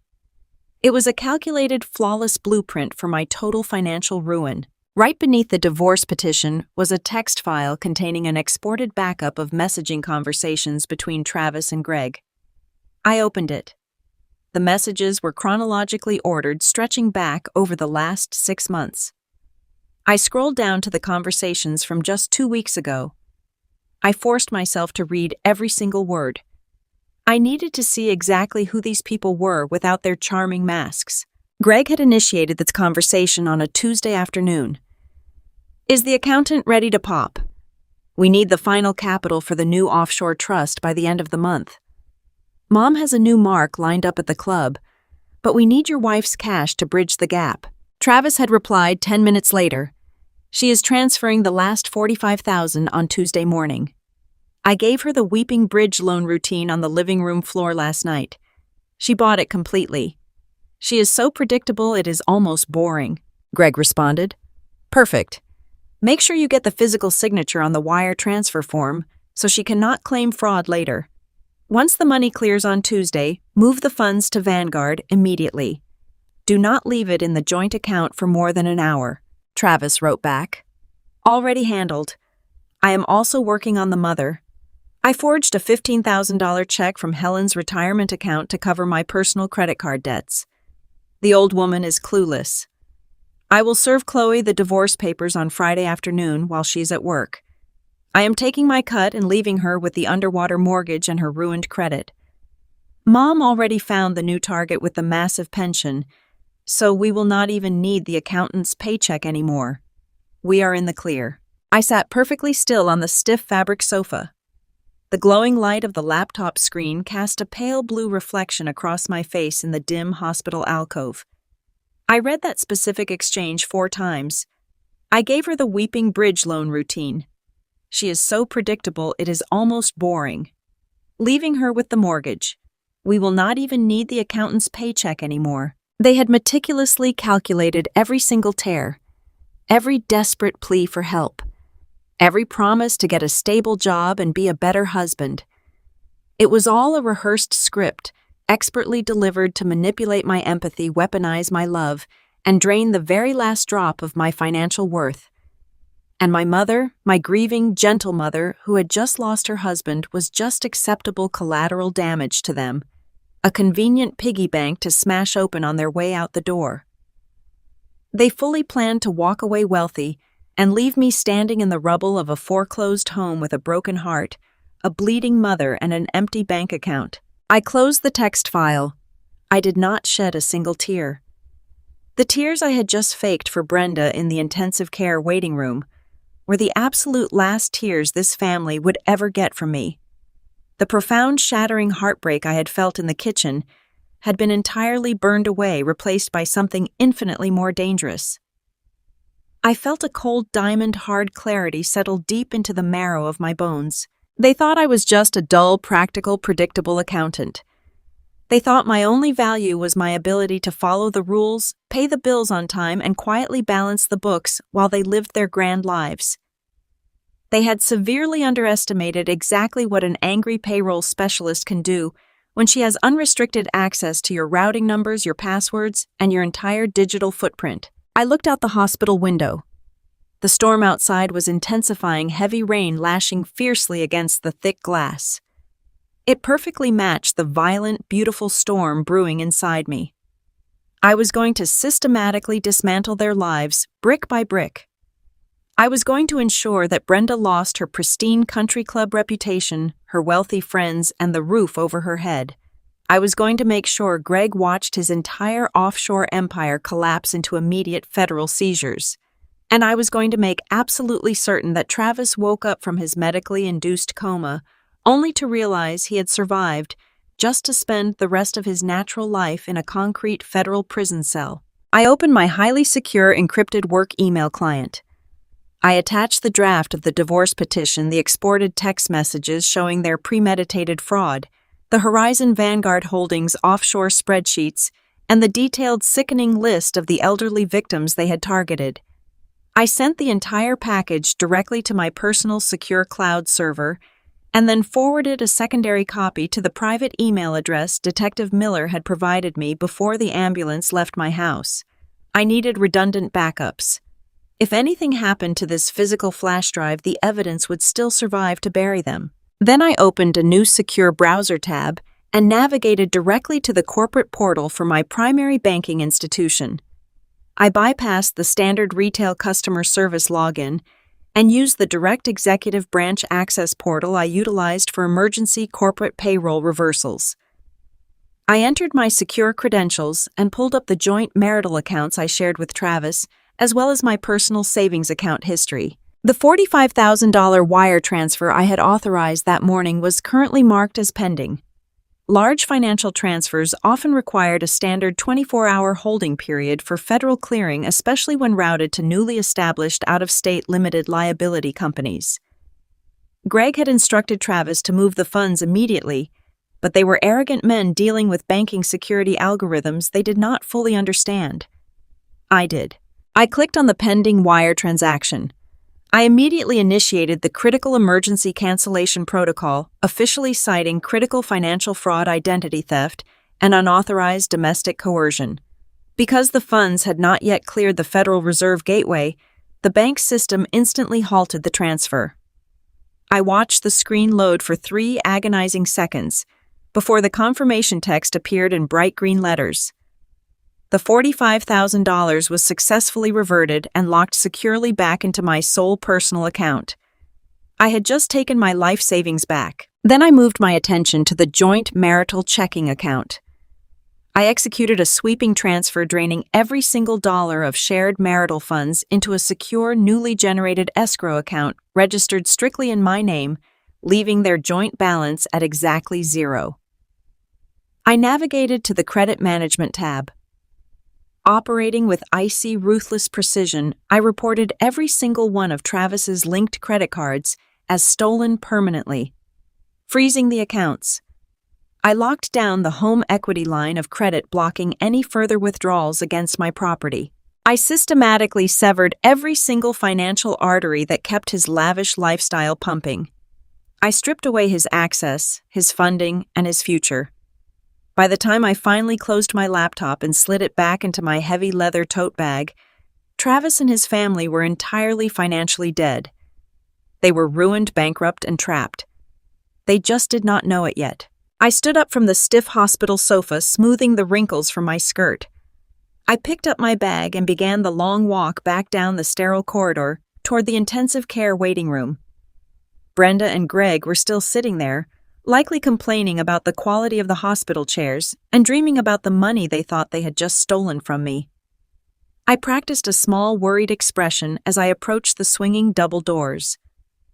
It was time to go play the devoted wife one last time and set the final trap that would end them all. The cold hospital corridor felt like a sterile tunnel, completely disconnected from the violent reality of the afternoon. I sat on a hard plastic bench near a bank of vending machines, my laptop resting heavily on my knees and my cell phone gripped tightly in my hand. The mechanical hum of the nearby ice machine provided a dull background noise to the absolute chaos raging in my mind. Just a few floors above me, my mother was recovering from a severe head trauma caused by the man I had married. Just down the hallway, that same man was strapped to a hospital bed, fighting off a massive chemical overdose because he was a coward who swallowed his own illicit drugs to avoid federal prison. I had just downloaded the entire blueprint of his criminal syndicate onto my encrypted hard drive. I possessed every routing number, every hidden ledger, and every text message proving that my husband and his family were systematically hunting the elderly and planning to leave me completely bankrupt. It was time to stop reacting and start dismantling. I unlocked my cell phone and dialed the direct executive access line for my primary banking institution. As a senior payroll specialist handling multi-million-dollar corporate accounts, I did not have to wait in the standard retail customer service queue. I bypassed the automated system and immediately connected with a senior fraud investigator named David.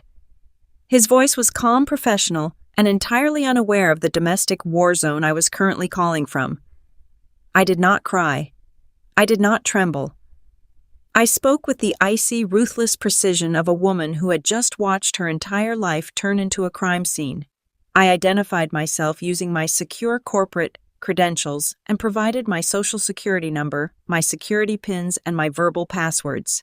Once my identity was fully verified, I dropped the first heavy stone into the pond. I told David that I was the victim of an active, highly coordinated financial crime.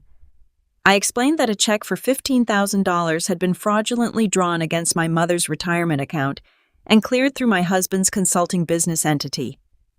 I provided the exact check number, the routing details, and the forged signature information. I then informed him that the local police and federal authorities were currently involved, providing the direct badge number and contact information for Detective Miller. The atmosphere on the other end of the line shifted instantly. David stopped typing. The casual customer service tone vanished, replaced by the sharp, immediate urgency of a bank trying to limit its own massive liability.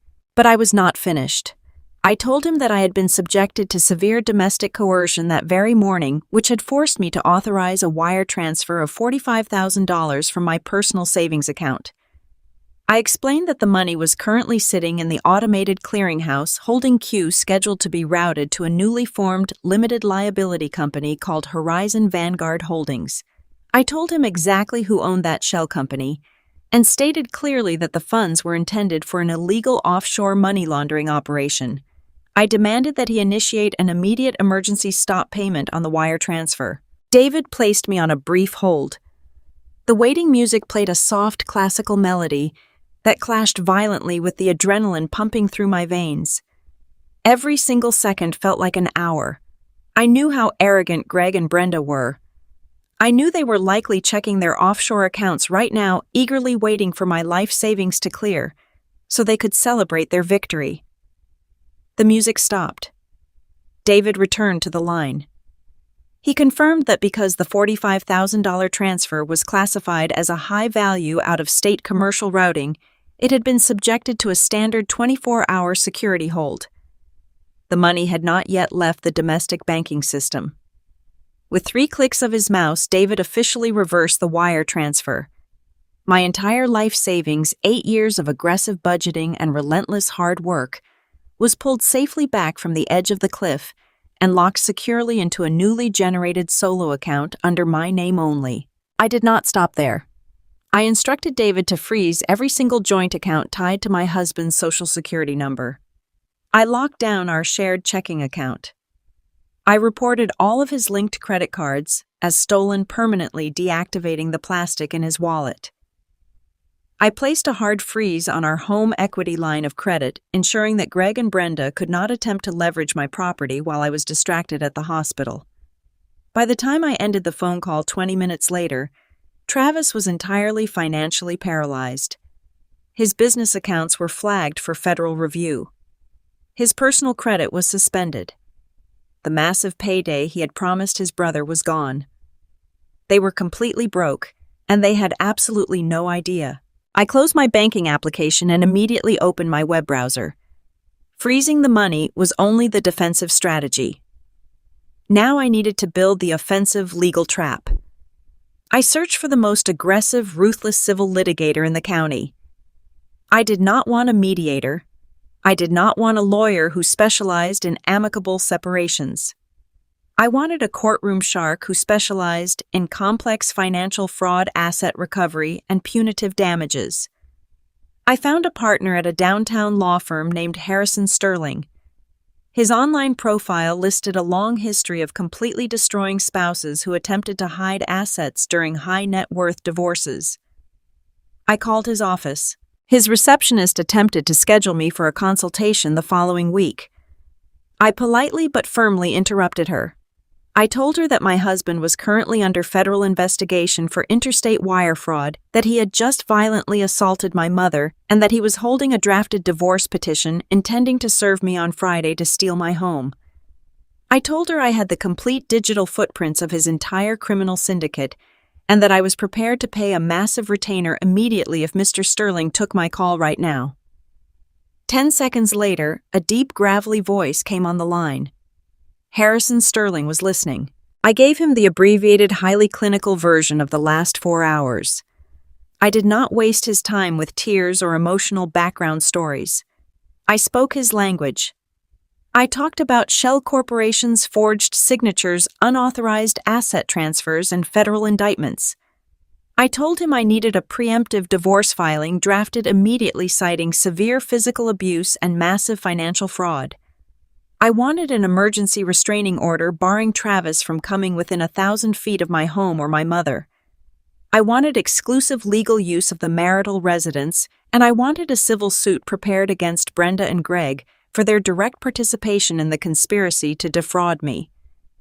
Harrison Sterling actually chuckled on the phone. It was a dark, appreciative sound. He told me he was printing the emergency injunction forms as we spoke, and that he would have a courier deliver them to the hospital for my signature within the hour. I had just purchased a legal guillotine. The financial blockade was in place. The civil litigation was armed. There was only one phone call left to make. I pulled up the temporary contact number Detective Miller had given me before the ambulance left my house. The phone rang twice before the veteran detective answered. The background noise on his end sounded like the chaotic coordination of a massive crime scene. I told him exactly where I was sitting in the hospital and informed him that I had something he desperately needed. I explained that while I was searching for my husband's identification in the basement, I had discovered his hidden leather briefcase. I told the detective about the burner phone. I told him about the black leather accounting ledger containing the handwritten names of dozens of elderly victims. And most importantly, I told him that I had fully decrypted the metal flash drive. I explained that I was currently in possession of the entire digital infrastructure of the Elder Fraud Syndicate. I had the offshore routing numbers. I had the Cayman Islands holding account details. I had the exported text messages proving premeditated conspiracy between Travis and his brother Greg. And I had the explicit documentation showing that Brenda was acting as the primary scout using her country club social status to target vulnerable widows. Detective Miller was absolutely silent for a long moment. When he finally spoke, his voice carried a heavy, profound sense of professional respect. He told me that his federal task force had been trying to secure those exact offshore routing numbers for 6 months. He told me that Brenda and Greg were currently sitting in the intensive care waiting room, just 1 floor below me, acting like grieving family members, completely unaware that federal agents were already mobilizing outside the hospital doors to take them down. He instructed me to stay exactly where I was. He was sending 2 plainclothes federal agents up to my location to secure the flash drive and take my official statement. He warned me not to approach Brenda or Greg, as they were now considered active high-flight risk targets in a major federal racketeering case. I agreed to wait for his agents, but I refused to hide. I had spent 5 years hiding my intelligence, shrinking my presence and funding their arrogant lifestyles just to keep the peace. I was not going to cower in a quiet alcove while they sat downstairs dreaming about spending my money. I ended the call with Detective Miller, closed my heavy silver laptop, and slipped the metal flash drive into my coat pocket. I gathered my things and began the long walk back toward the intensive care waiting room. When I pushed through the swinging double doors, the scene was exactly as I had left it. Brenda was sitting in a vinyl chair, complaining loudly about the uncomfortable seating and the lack of sparkling water in the vending machines. She wore her expensive cashmere sweater like a crown, projecting an aura of untouchable suburban wealth. Greg was slouched in the chair beside her, aggressively scrolling through his phone, likely trying to refresh his offshore banking portal, wondering why the massive wire transfer had not yet populated in his account. They looked so incredibly comfortable. They looked like people who believed they had perfectly executed a master plan. I walked over and sat down quietly in the chair across from them. I rested my heavy leather tote bag on my lap and placed both hands over it, maintaining a posture of meek, traumatized compliance. Brenda glanced at me, rolling her eyes slightly. She asked if I had finally managed to handle the insurance paperwork or if she was going to have to do it herself to ensure her son received proper care. I looked directly at her carefully manicured face and offered a small, incredibly polite smile. I told her that all the necessary paperwork had been completely finalized and that she did not need to worry about a single financial detail ever again. She mistook my cold, absolute certainty for submission. She sighed, adjusting her posture, and told me that it was the least I could do after putting her son under so much unnecessary stress. Greg did not even look up from his phone. He casually asked if the bank transfer had gone through smoothly that morning. He tried to sound completely unbothered, acting as if he was just making polite conversation about my personal finances. I kept my voice perfectly level. I told him that the bank had been very helpful and that the money was exactly where it belonged.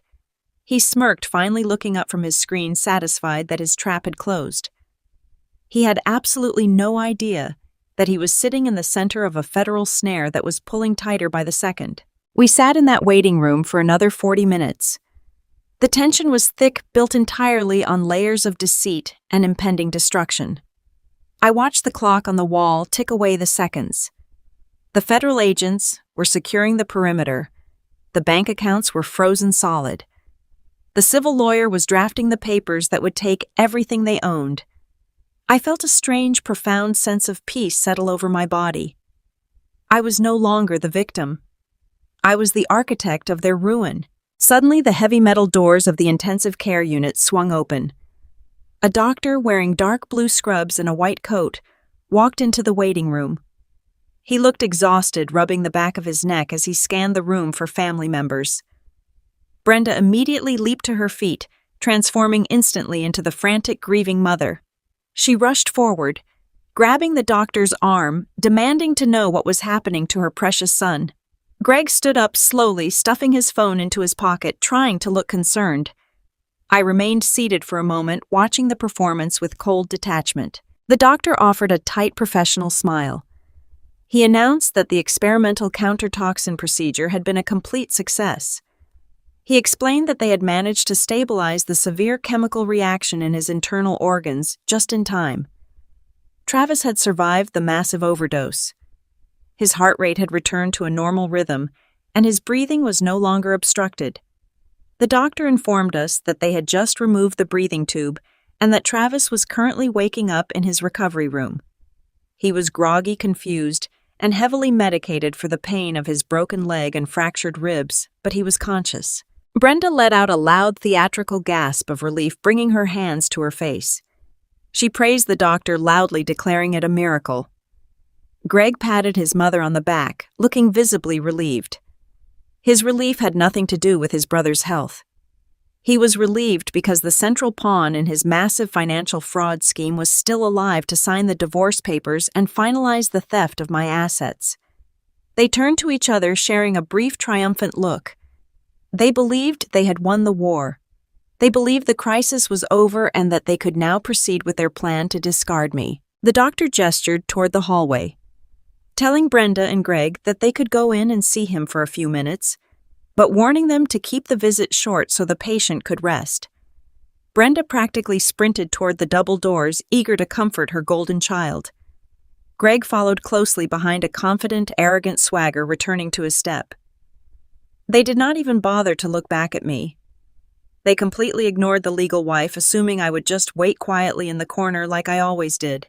I stood up slowly from the stiff vinyl chair.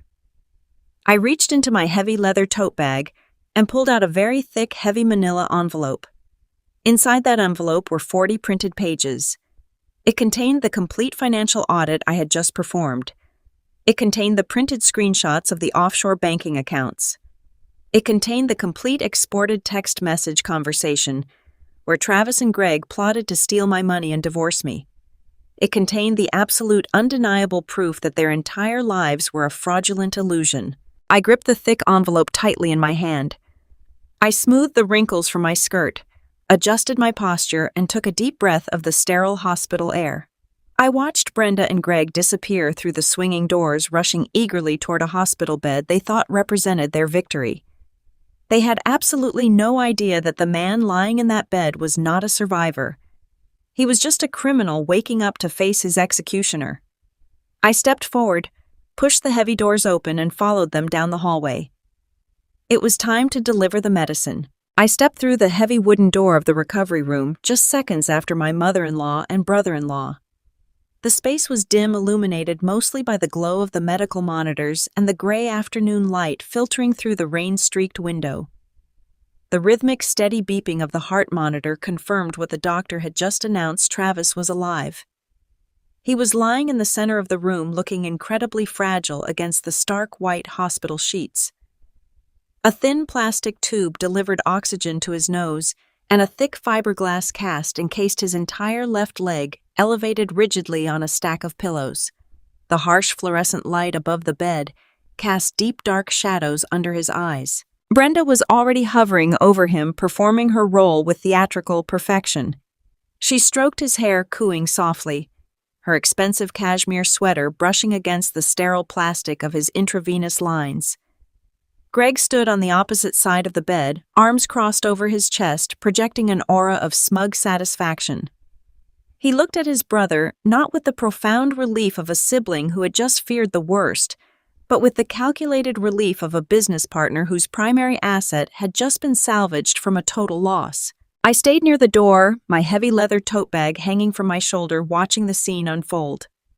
Travis groaned, a low, raspy sound scraping the back of his throat. His eyelids fluttered, struggling against the heavy, lingering fog of the medical sedatives. Brenda gasped quietly, leaning in closer, calling his name in a desperate whisper. Travis blinked his eyes, adjusting to the dim light. He looked at his mother first, offering a weak, groggy nod. Then he looked at Greg, and a silent mutual understanding passed between them. It was a look of pure, unadulterated relief. They thought their secret was safe. They thought the federal authorities had missed them.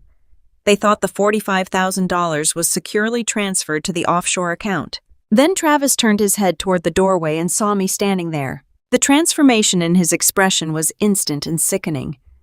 The groggy, vulnerable patient vanished entirely. Even while strapped to a hospital bed recovering from a massive chemical overdose and multiple fractured bones, my husband managed to look down on me. The corner of his mouth twitched upward into a slow, cruel smirk. It was a look of absolute arrogance. It was the expression of a man who believed he had completely outsmarted the dull, predictable accountant he had married. He looked at me and saw a naive, traumatized woman who had just willingly emptied her life savings to save him.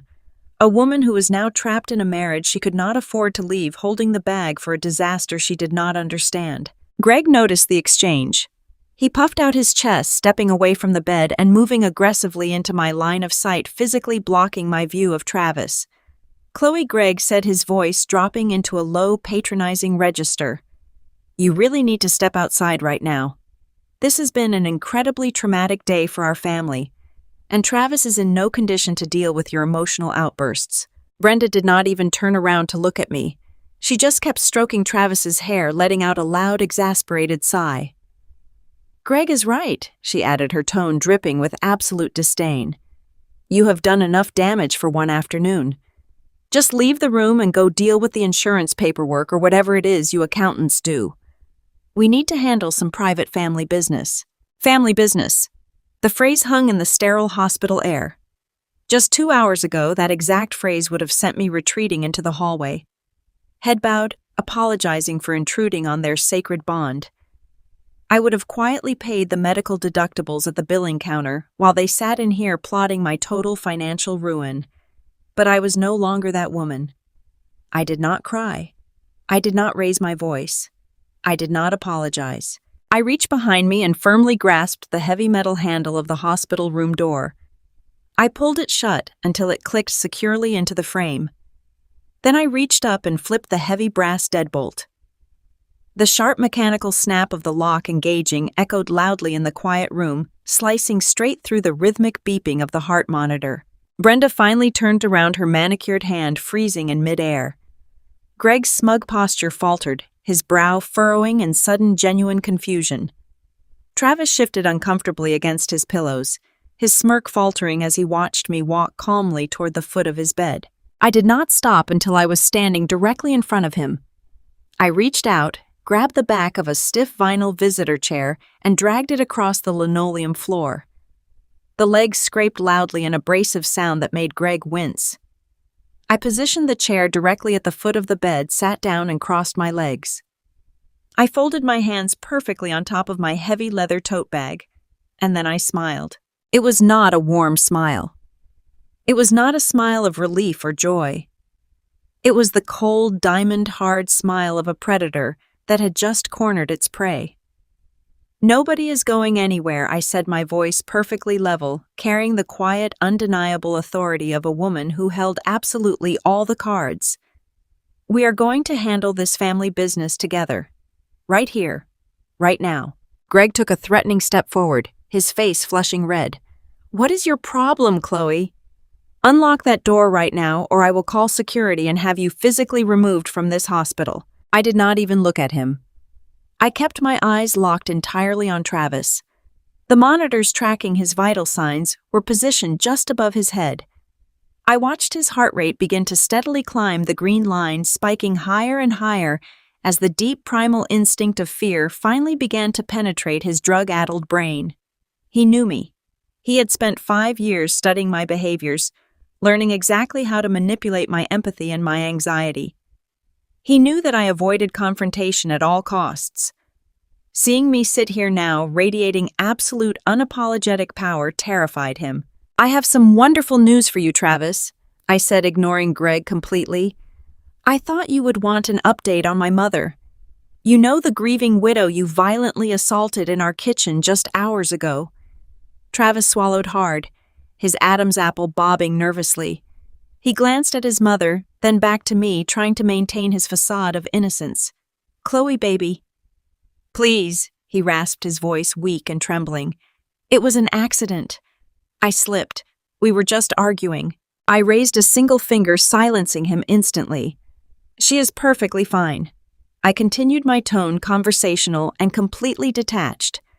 She suffered a severe concussion and required 14 stitches, but her brain scans are completely clear. She is resting comfortably in a private suite on the 4th floor of this very building. I just thought you should know that you failed to kill her. You are not going to be facing a murder charge today, Brenda gasped, loudly clutching her pearls. Murder charge? Chloe, you are completely hysterical. He fell down the stairs. I leaned forward in my chair, resting my elbows on my knees. I stared directly into Travis's bloodshot eyes. I watched the realization dawn on him. He remembered the struggle. He remembered striking my mother. He remembered me fighting him for the phone fighting to call 911. He realized that I had seen everything, heard everything, and that I was not backing down. But that is not the only reason I stayed, I said softly, reaching down to unfasten the brass clasp of my heavy leather tote bag. The doctor said you needed to avoid stress, but I brought you a get-well present anyway. I figured since you are going to be strapped to this bed for the next few days with a shattered leg and broken ribs, you might need some reading material to pass the time. I reached into the bag and pulled out the thick, heavy manila envelope I had meticulously prepared in the waiting room. It contained 40 printed pages of pure, unadulterated financial destruction. I held it up so the harsh fluorescent lights illuminated the plain brown paper. Greg scoffed loudly, rolling his eyes and crossing his arms again. Oh, for God's sake, are you seriously trying to make him review insurance deductibles right now? Look at him, Chloe. He just survived a coma. Give the corporate accountant routine a rest. I stood up slowly from the vinyl chair. I walked around the side of the hospital bed, stepping right into the personal space Brenda had claimed as her own. She shrank back, instinctively intimidated by the sheer, overwhelming coldness radiating from my body. I stood over my husband, looking down at his pale, sweating face. I held the heavy manila envelope in my right hand. Insurance paperwork, I whispered, letting the words hang in the air. Not exactly. I tossed the thick envelope directly onto his lap. It landed on his chest with a heavy, satisfying thud. Travis flinched. He looked down at the brown paper, then looked up at me, his eyes wide and searching. He reached out with a trembling hand, his fingers clumsy from the intravenous lines taped to his skin. He flipped the metal clasp open and pulled out the thick stack of printed papers. I watched his eyes as they scanned the very first page. It was a printed screenshot of the master spreadsheet I had downloaded from the hidden metal flash drive in his briefcase. The document was clearly labeled with the corporate heading for Horizon Vanguard Holdings. All the color remaining in his face instantly vanished. The heart monitor above his bed began to beep frantically, a rapid, panicked staccato that filled the room. He flipped to the second page. It was the detailed, itemized ledger cross-referencing the massive offshore wire transfers with the specific names of the elderly victims his mother had scouted from her country club. He saw the names of the innocent widows he had defrauded. He saw the exact routing numbers for his brother's secret accounts in the Cayman Islands. Travis began to hyperventilate. His chest heaved against the hospital gown, the plastic oxygen tube whistling as he gasped for air. He frantically flipped to the third page, desperate to find some sort of explanation, some kind of mistake. But the third page was not a financial ledger. It was a direct, full-color printout of the exported text message conversation between him and Greg. The conversation from 2 weeks ago. The conversation where they proudly laid out their entire criminal conspiracy. I watched his eyes dart back and forth across the page as he read his own words staring back at him. I gave her the weeping bridge loan routine. She bought it completely. Move the funds to Vanguard immediately. Serve her the divorce papers on Friday. We will not even need the accountant's paycheck anymore. Travis dropped the papers onto his chest like they were burning his skin. His hands shook violently. He looked up at me, his mouth opening and closing silently like a suffocating fish. The arrogant smirk was entirely gone. The confident, manipulative business consultant had been completely vaporized. The man staring back at me was utterly ruined, and he finally understood exactly who had ruined him. "What is it?" Travis Brenda demanded. stepping forward and trying to look over his shoulder. "What did she give you?" Greg noticed his brother's absolute terror. He abandoned his aggressive posture and rushed to the other side of the bed, leaning over to snatch the papers off Travis's chest. "Let me see that," Greg snapped. I did not try to stop him. I took a step back, crossing my arms over my chest, giving him a perfect view. Greg grabbed the stack of papers and brought them close to his face. I watched his eyes track across the Horizon Vanguard Holdings logo.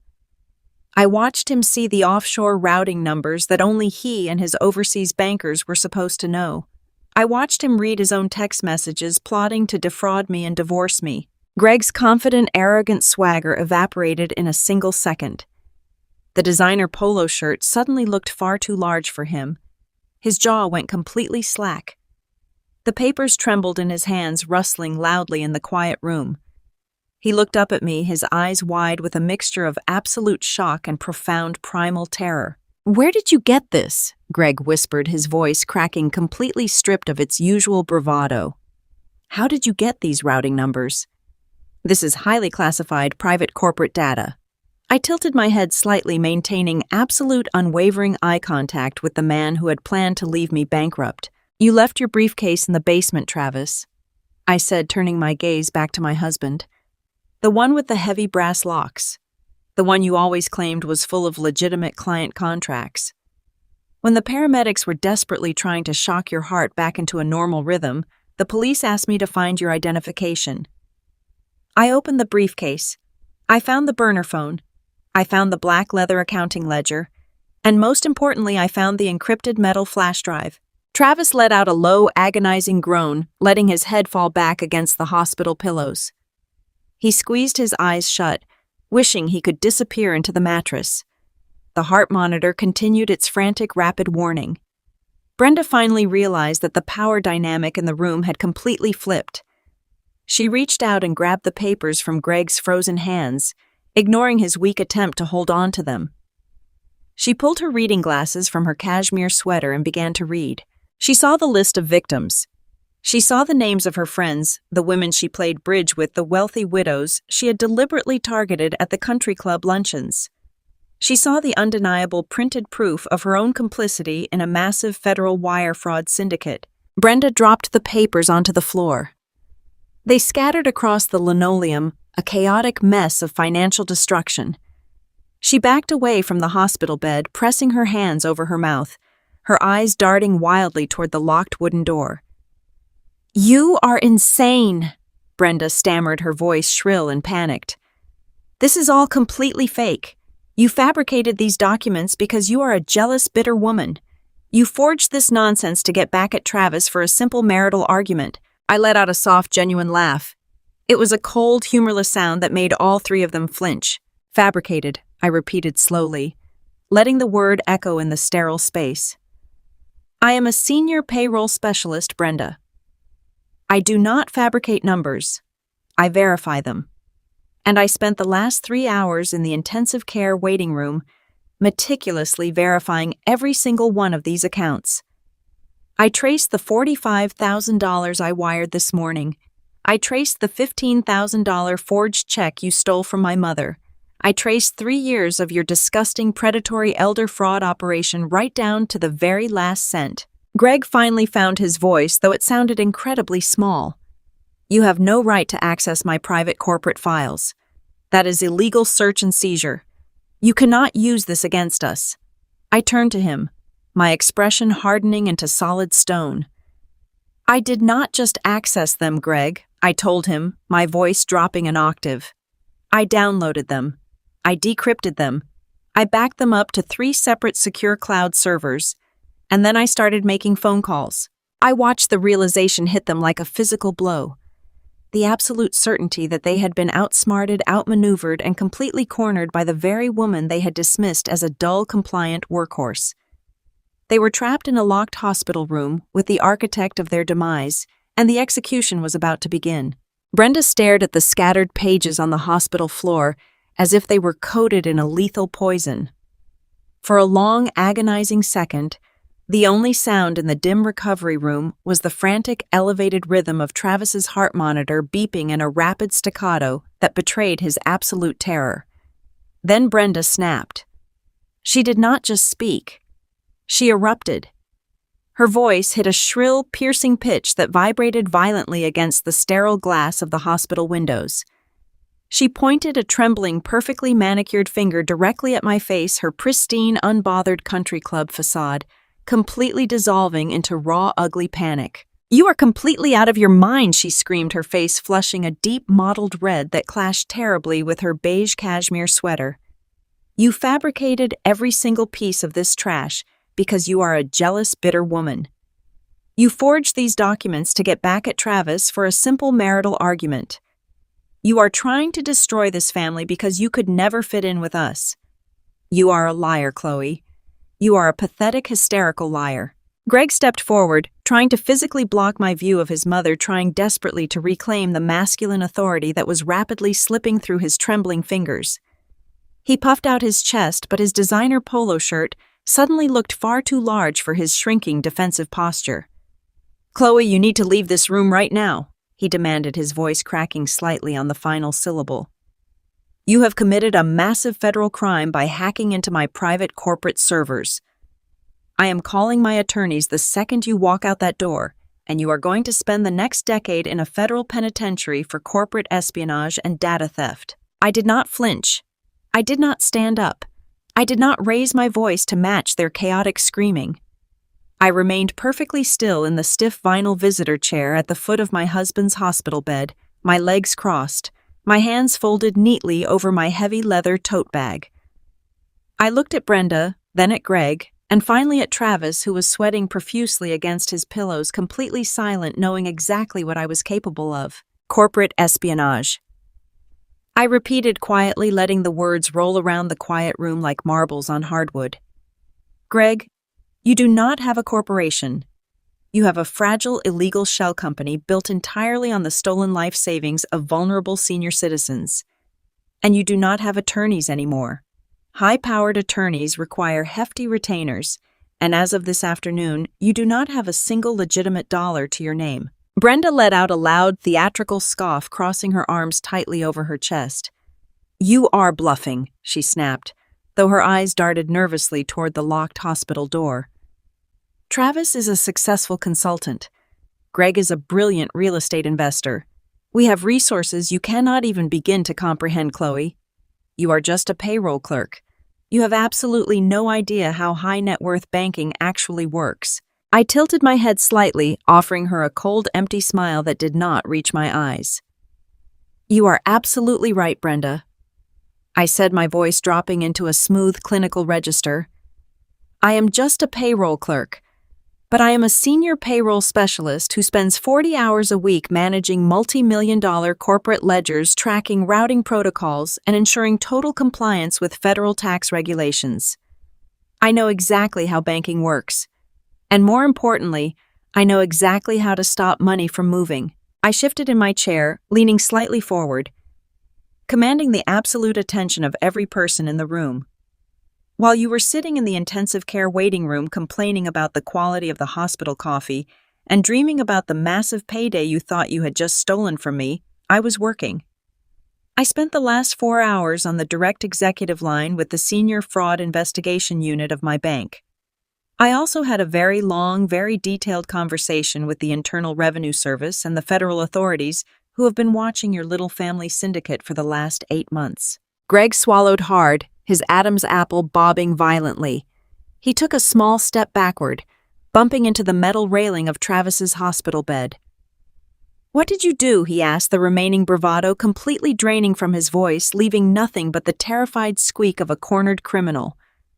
I looked directly into his eyes, savoring the absolute power I held over his future. "I canceled the wire transfer, Greg." Travis let out a low, agonizing groan from the bed, closing his eyes tightly and letting his head loll back against the pillows.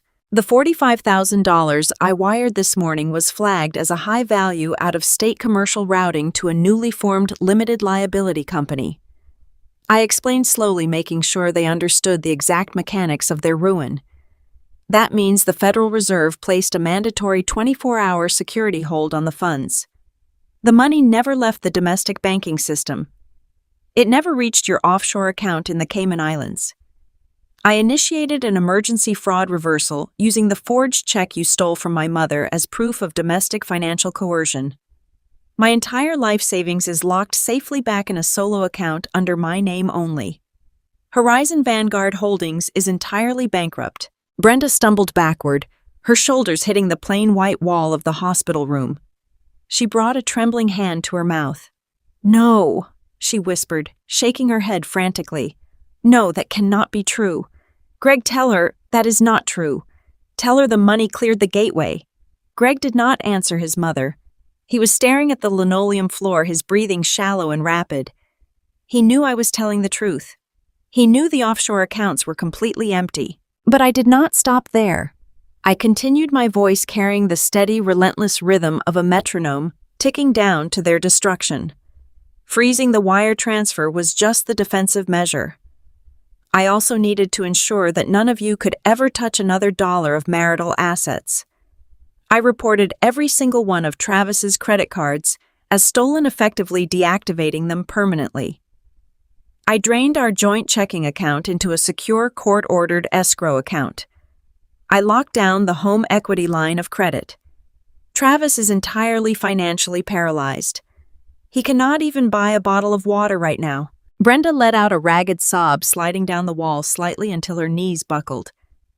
"But we needed that transfer to clear," she cried, looking wildly between me and her sons. "Greg, you said the new offshore trust required the final capital today. You said we needed her money to bridge the gap before the next client transferred their pension. You promised me this was foolproof." I turned my gaze entirely to Brenda, my expression hardening into solid stone. "That was the most fascinating part of the financial audit I performed today, Brenda. I traced exactly how Greg managed to establish his offshore shell company in the first place. You see, international banks require substantial domestic collateral to open corporate investment accounts for foreign nationals. Greg did not have any legitimate assets of his own to leverage. He needed physical, tangible real estate to secure the initial credit lines for Horizon Vanguard Holdings. I paused, letting the heavy, suffocating silence stretch out, letting the sheer weight of what I was about to say settle over the sterile room. "He used your house, Brenda," I said softly. Brenda froze. Her crying stopped instantly. Her eyes went incredibly wide, her pupils dilating in pure, unadulterated horror. She looked at Greg, who had suddenly turned completely pale, his hands shaking uncontrollably at his sides. "Greg used your pristine $1 million suburban home as the primary collateral to underwrite his illegal money laundering operation," I explained, watching the devastating realization crush the remaining life out of her. "And because I handed the complete decrypted financial records over to Detective Miller and his federal task force this afternoon, the authorities know exactly where the stolen funds are tied up. An emergency federal lien has already been placed on your property as we speak. Your house is no longer yours, Brenda. It belongs to the federal government now. They are going to seize it, auction it off, and use the proceeds to pay back the elderly victims you targeted at your country club luncheons. You are entirely, completely homeless." "No!" Brenda screamed, a guttural tearing sound that echoed violently off the linoleum floors. She lunged forward, crossing the room in 3 rapid steps, and grabbed the collar of Greg's designer shirt. "Tell me she is lying, Greg. Tell me you did not put my house on that paperwork. Tell me you did not risk my home for this scheme." Greg tried to push her hands away, stepping back defensively, nearly tripping over the monitor wires on the floor. "Mom, calm down," he stammered, looking frantically around the room as if searching for a hidden exit. "It was just a temporary measure. I needed the equity to satisfy the international regulators to get the accounts open. I was going to pay off the lien as soon as the next mark cleared their pension funds. It was perfectly safe until she ruined everything." He pointed a shaking finger at me, trying desperately to redirect his mother's blinding rage. "This is her fault, Mom. Chloe is the one who handed the files to the police. Chloe is the one who called the bank. She is the one who destroyed our family." I did not take the bait. I simply reached back into my heavy leather tote bag and pulled out a single neatly printed sheet of paper. It was the final nail in their coffin, and I was going to drive it straight through the heart of their fragile, toxic alliance. "Do not blame me for destroying this family, Greg," I said, my voice cutting sharply through their shouting. "You and Travis did that all on your own.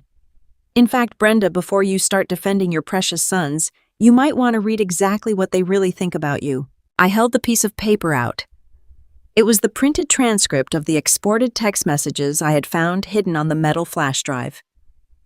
Brenda snatched it from my hand, her chest heaving heavily as she pulled her reading glasses from her sweater pocket and shoved them onto her face. "That is a conversation from last Tuesday," I provided helpfully, leaning back in my chair and watching her eyes scan the text. Travis and Greg were finalizing the meticulous plan to steal my life savings and serve me with divorce papers. But if you look near the very bottom of the page, you will see they were also discussing their next target. The wealthy widow you just spent 3 weeks grooming at the country club. Brenda read the words aloud, her voice shaking so badly the paper rattled audibly in her hands. "Mom found the new target with the massive pension. But we need to cut her out once the transfer clears. We do not need her taking a 20% commission anymore. She is becoming a massive liability. She talks too much at the club. We take the pension, wire it to Vanguard immediately, and leave her entirely out of the distribution." Brenda stopped reading. She slowly lowered the paper, her hands dropping limply to her sides. She turned to look at Travis, who was shrinking back against his hospital pillows, staring at the ceiling, avoiding her eyes completely. Then she looked at Greg, who was suddenly backing away toward the locked hospital door, looking like a trapped animal. "You were going to cut me out," Brenda whispered the words, carrying a profound, shattering sense of absolute betrayal. "After everything I did for you, after I scouted the targets, after I played the supportive mother, after I let you use my pristine social network to build your entire operation, you were going to steal the money and leave me with absolutely nothing." "Mom, it was just business," Greg pleaded, raising his hands in a desperate, placating gesture. "You were drawing way too much attention to us. You bought that new luxury car right after the last widow wired her funds. The federal agents track those kinds of spending habits. We were just trying to protect the syndicate. We were going to take care of you quietly later off the books." "Protect the syndicate!" Brenda shrieked, launching herself at Greg with a ferocity I had never seen from her. She slapped him hard across the face, the sound cracking like a dry branch snapping in the sterile room. "You parasitic, ungrateful little monster. I gave you everything. I risked my reputation, my friends, my entire life for you, and you mortgaged my house behind my back and planned to steal my cut." Greg shoved his mother backward roughly, his own rage finally boiling over, erasing any pretense of familial respect. He rubbed his red cheek, glaring at her with absolute, unfiltered disgust. "You are exactly why we got caught, you stupid old woman. You were greedy, Mom. You were sloppy. You paraded around the country club acting like you were a billionaire, drawing every single eye right to us. You deserve to lose that house." Travis yelled from the bed, his voice hoarse, ragged, and thick with panic. "Stop it. Both of you just shut up. The nursing staff is going to hear you. We need a plan.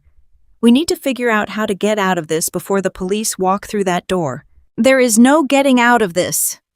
"Travis." Brenda screamed, whipping around and turning her venom entirely on the man in the hospital bed. "This is your fault for marrying this psychotic, vindictive accountant. You were supposed to control her. You were supposed to keep her quiet, distracted and compliant. Instead, you fell down the stairs like a clumsy idiot, swallowed your own stash, and handed her the keys to our entire lives. You are completely useless." The three of them turned on each other with a level of vicious, unadulterated hatred that was genuinely terrifying to witness. They hurled vicious insults. They shifted blame relentlessly. They tore apart decades of family loyalty in a matter of seconds. The charming, sophisticated facade of the suburban elite had been entirely stripped away, leaving nothing but three desperate cornered predators, turning their teeth on each other to survive. Brenda grabbed the heavy plastic water pitcher from the bedside table and hurled it at Greg. It missed his head by inches, shattering against the wall and sending ice and water cascading across the linoleum floor. Greg lunged forward, grabbing his mother by the shoulders and shaking her violently, screaming that she had ruined his life, that his offshore empire was completely gone because she could not keep her mouth shut. Travis was thrashing wildly in the hospital bed, pulling at his intravenous lines, ignoring the agonizing pain of his shattered leg as he tried to physically reach them, screaming at them to stop destroying the last shred of evidence they might need for their defense. The monitors above Travis's bed were screaming now, a continuous high-pitched mechanical wail that perfectly scored the violent implosion of the family unit. The room smelled of spilled water, stale sweat, and absolute panic. They were drowning, and they were desperately trying to pull each other down into the depths just to catch a single breath of air. I slowly stood up from the vinyl chair. The scrape of the chair legs against the floor was entirely lost in the cacophony of their screaming match. I smoothed the wrinkles from my skirt and picked up my heavy leather tote bag, slipping the straps securely over my shoulder. I looked at the three of them, a mother and her two sons, locked in a vicious, tearing struggle entirely consumed by their own greed and betrayal. They did not even notice me standing up. They did not notice that the quiet, predictable workhorse they had exploited for 5 long years had just orchestrated the most flawless, devastating counterattack they would ever experience. I had taken back my money. I had taken back my mother's safety. I had taken back my entire future. And I had left them with absolutely nothing but the bitter, toxic reality of who they truly were. The screaming match was still echoing off the sterile walls of the recovery room when the heavy wooden door finally swung open. The sound was not loud, but it carried an undeniable authority that instantly shattered the chaotic symphony of their family meltdown. Brenda froze, her hand still raised from where she had just slapped Greg. Greg stumbled backward, his breath coming in ragged gasps, his designer shirt wrinkled and stained with spilled water. In the hospital bed, Travis stopped pulling at his intravenous lines and stared wide-eyed at the entrance. Detective Miller stepped into the room. He was no longer wearing the damp trench coat from my hallway. He wore a crisp, dark suit, and his golden badge was prominently displayed on his belt. He did not step in alone. He was flanked by 2 tall, broad-shouldered federal agents wearing dark windbreakers with bold yellow lettering across their chests. The lettering spelled out FBI. The sudden absolute silence in the room was deafening. The only sound left was the rapid, panicked beeping of Travis's heart monitor, giving away the sheer terror pumping through his veins. Detective Miller did not look at me. He kept his eyes locked entirely on the 3 cornered animals in front of him. He walked slowly past the end of the bed, his heavy shoes clicking against the linoleum. He looked down at the scattered pages of my financial audit covering the floor, the printed text messages, the offshore routing numbers. Then he looked up at Greg. Gregory Vanguard Miller said, his voice a low, gravelly rumble that left absolutely no room for negotiation. "You are under arrest for interstate wire fraud, elder abuse, and conspiracy to commit money laundering." Greg physically recoiled like he had been struck by lightning. He raised his hands, palms facing outward, his eyes darting frantically toward the open doorway where hospital staff had begun to gather. "Wait, no. Officer, there is a massive misunderstanding here. You cannot do this. I am a legitimate commercial real estate investor. I have attorneys. I have rights. You need to speak with my legal counsel before you take another step." One of the federal agents stepped forward, moving with a terrifying practiced efficiency. He reached for Greg's arm, spinning him around and slamming him forcefully against the plain white wall of the hospital room. Greg let out a sharp yelp of pain as his cheek pressed against the drywall. The harsh metallic click of steel handcuffs ratcheting tightly around his wrists echoed through the room. "Your attorneys are going to be very busy explaining the Cayman Islands routing numbers we just secured from your brother's flash drive," Miller stated calmly, pulling a pair of handcuffs from his own belt. "You have the right to remain silent. I highly suggest you start using it immediately, because everything you say right now is going to be played in a federal courtroom." Brenda let out a shrill, hysterical scream. She rushed toward the federal agent holding Greg, her hands grasping wildly at the air. "You let him go! She shrieked, her face a mask of absolute terror. "He is a good boy. He did not do anything wrong. This is all her fault." She pointed a shaking finger at me. "Chloe fabricated those papers. Chloe is the criminal." Miller stepped directly into Brenda's path, blocking her from reaching the agent. He looked down at her with a mixture of professional disgust and deep exhaustion. "Brenda Vanguard," he said, his tone devoid of any sympathy. "Do not make this any worse for yourself than it already is." Brenda stopped screaming.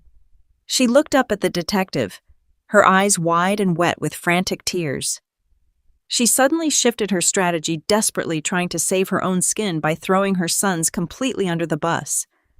"I did not know what they were doing," she sobbed, clutching her hands to her chest.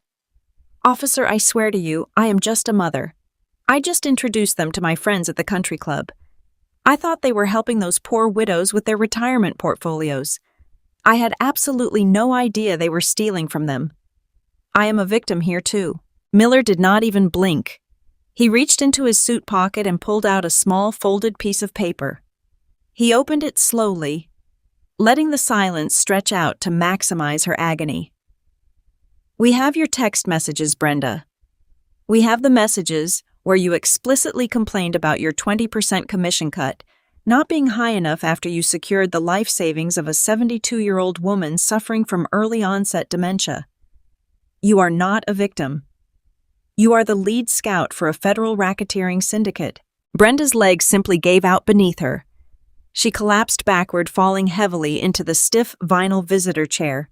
She buried her face in her hands, letting out a long, ragged wail of pure despair. In that single moment, every illusion she had ever built was completely destroyed. She realized that her pristine country club reputation was permanently gone. Her wealthy friends were going to read about her federal indictment in the morning paper. The $1 million suburban house she prided herself on was going to be seized by the government to pay back the people she had systematically robbed. She had lost her home, her social standing, and her freedom. She was going to spend the rest of her life in a concrete cell, wearing a standard-issue jumpsuit, completely stripped of her cashmere sweaters and her arrogant pride. The two federal agents pulled Greg away from the wall. He was crying now, actual tears streaming down his face as he begged his mother to do something, to call someone to fix it. Brenda did not even look up. She kept her face buried in her hands, sobbing uncontrollably. They marched Greg toward the door. I stepped back, pressing myself against the wall to give them a clear path. Greg looked at me as he walked past. His arrogant swagger was entirely gone. He looked small, pathetic, and utterly ruined. The agents led him out of the room and into the bright fluorescent lighting of the hospital corridor. A crowd of nurses, doctors, and orderlies had gathered near the nurses' station, watching in stunned silence as the sophisticated businessman was dragged through the hallway in steel handcuffs. It was the ultimate walk of shame. Every shred of his dignity was stripped away under the harsh hospital lights. Inside the room, Miller turned his attention to the hospital bed. Travis was pressing himself as far back into the pillows as physically possible, trying to disappear. His chest heaved with panicked, shallow breaths. The thick fiberglass cast on his leg suddenly looked like a massive anchor holding him completely captive, while the consequences of his actions finally caught up to him. Miller walked to the side of the bed. He pulled out his handcuffs and locked one heavy steel cuff around Travis's right wrist. He looped the other end securely around the thick metal bed rail, locking it with a sharp final click. "Travis Vanguard," Miller said, looking down at my husband, "you are under arrest for elder fraud, financial embezzlement, and aggravated domestic assault against Helen Gallagher. Because you are currently receiving intensive medical treatment, you will remain handcuffed to this bed under 24-hour armed police guard until the doctors clear you for transport to a federal holding facility." Travis stared at the metal cuff securing him to the bed. He pulled against it weakly, the metal clinking against the rail. Then he looked across the room at me. I watched the final pieces of the puzzle click into place behind his panicked eyes. He remembered the struggle in the hallway. He remembered swallowing the plastic packet of synthetic narcotics to hide the evidence when he heard the sirens. He remembered waking up groggy, surrounded by doctors who told him he had survived a massive chemical overdose because an experimental countertoxin had been administered directly into his heart. He remembered that the doctors needed explicit legal consent from his next of kin to perform that procedure. He stared at me, his face turning an ashen, sickly gray. "You authorized the medicine," he whispered, his voice cracking, scraping painfully against his throat. "You saved my life." I took a slow, measured step forward. I stopped at the foot of his bed, looking down at the man I had sacrificed 8 years of my life to support. I looked at the man who had lied to my face, drained my savings, and brutally assaulted my grieving mother just to protect his own greed. "You thought I saved you because I loved you," I said, my voice barely above a whisper, carrying a cold, absolute certainty that made him flinch. "You thought I saved you because I was a weak, devoted wife who could not bear to lose her husband." Travis shook his head slowly, his eyes brimming with tears of sheer, absolute terror. "Chloe, please. I did not save your life, Travis." I continued, my voice steady and completely devoid of mercy. "I saved your prison sentence. If you had died on that basement floor, you would have escaped. You would have taken the easy way out. You would have never had to answer for what you did to those elderly women, what you did to my mother, and what you tried to do to me. I signed that medical authorization because I needed you to wake up. I needed you to be completely conscious, entirely aware, and perfectly healthy when the federal government locked you inside a concrete cage for the next 20 years. Travis began to openly weep. It was not a manipulative cry. It was the raw, broken sobbing of a man who finally understood that he had lost absolutely everything. He reached out with his free hand, grasping desperately toward the edge of my skirt. "Chloe, I am sorry," he begged, his voice rising in a pathetic, agonizing plea. "Please, you have to tell them to go easy on me. I can change. I can make this right. I will give you the house. I will give you everything I have. Just please do not let them lock me away. I am your husband. We stood at an altar and made promises. You are my family." I looked at his outstretched hand. I did not move away. I just stared at it until he slowly pulled it back, realizing that the well of my empathy was completely, permanently dry. "You did not think about my family when you forged a $15,000 check from a grieving widow," I said quietly. "You did not think about my family when you struck my mother across the face and left her bleeding on our kitchen floor. You wanted to leave me with an underwater mortgage and a broken heart, while you and your brother lived like kings on a tropical beach." Travis squeezed his eyes shut, shaking his head side to side, unable to look at me any longer. I adjusted the strap of my heavy leather tote bag on my shoulder. I looked at Brenda, who was still sobbing silently in the corner chair, completely broken. I looked at Detective Miller, who offered me a small, respectful nod of acknowledgement. Then I looked down at Travis one final time. "I hope the federal prison provides good insurance coverage for that broken leg," I said, my voice carrying the absolute finality of a judge delivering a sentence, "because as of tomorrow morning, you are officially dropped from my corporate payroll plan." Travis let out a ragged sob, burying his face in his single free hand. He pulled desperately against the steel handcuff, the metal rattling loudly against the hospital bed rail, a pathetic, helpless sound that echoed through the sterile room. I turned my back on him. I did not hesitate. I walked toward the heavy wooden door of the recovery room. "Chloe, please!" Travis screamed from the bed, his voice cracking with utter despair. "Do not leave me here. Please!" I stopped in the doorway. I did not turn around to look at him.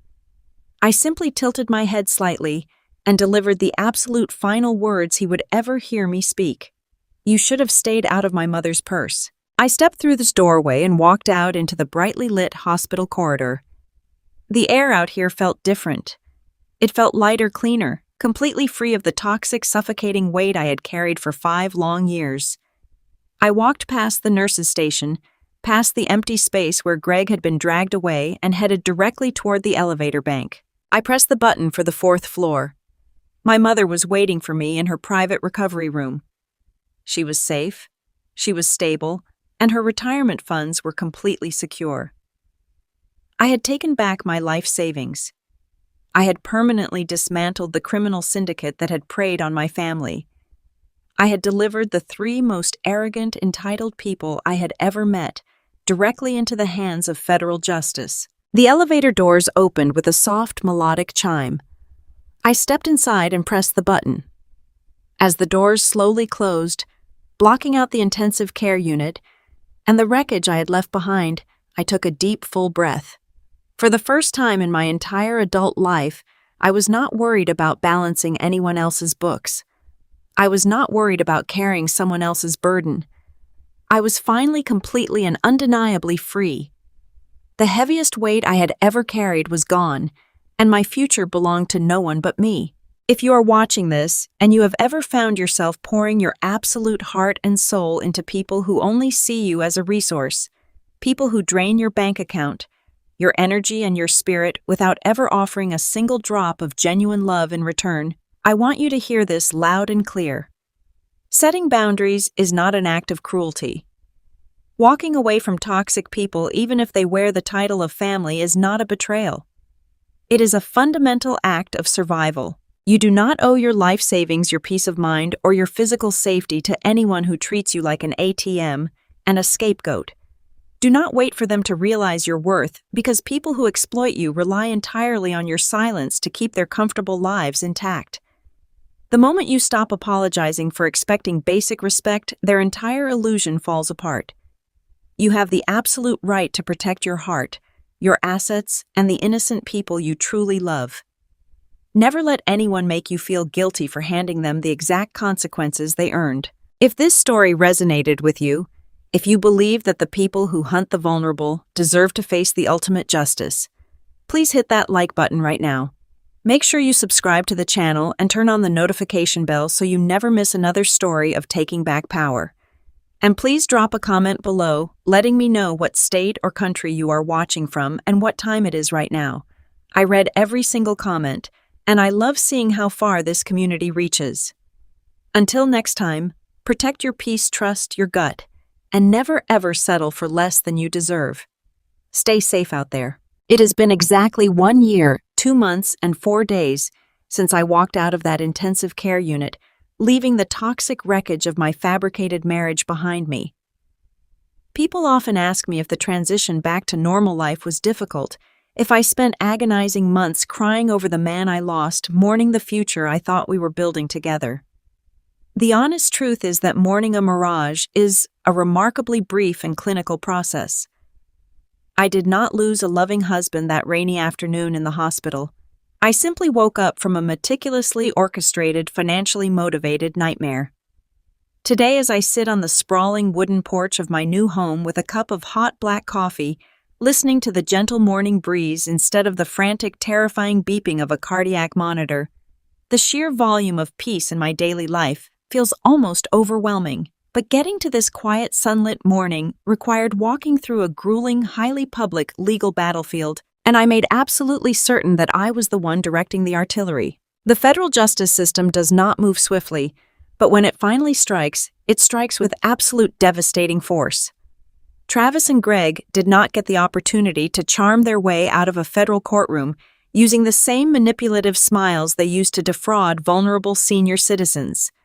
The digital evidence I handed over to Detective Miller and his federal task force was so comprehensive, so incredibly damning and intricately traced that their high-priced defense attorneys advised them to take a blind plea deal rather than face the absolute slaughter of a public jury trial. I sat in the very back row of the federal courthouse the day the judge handed down their final sentences.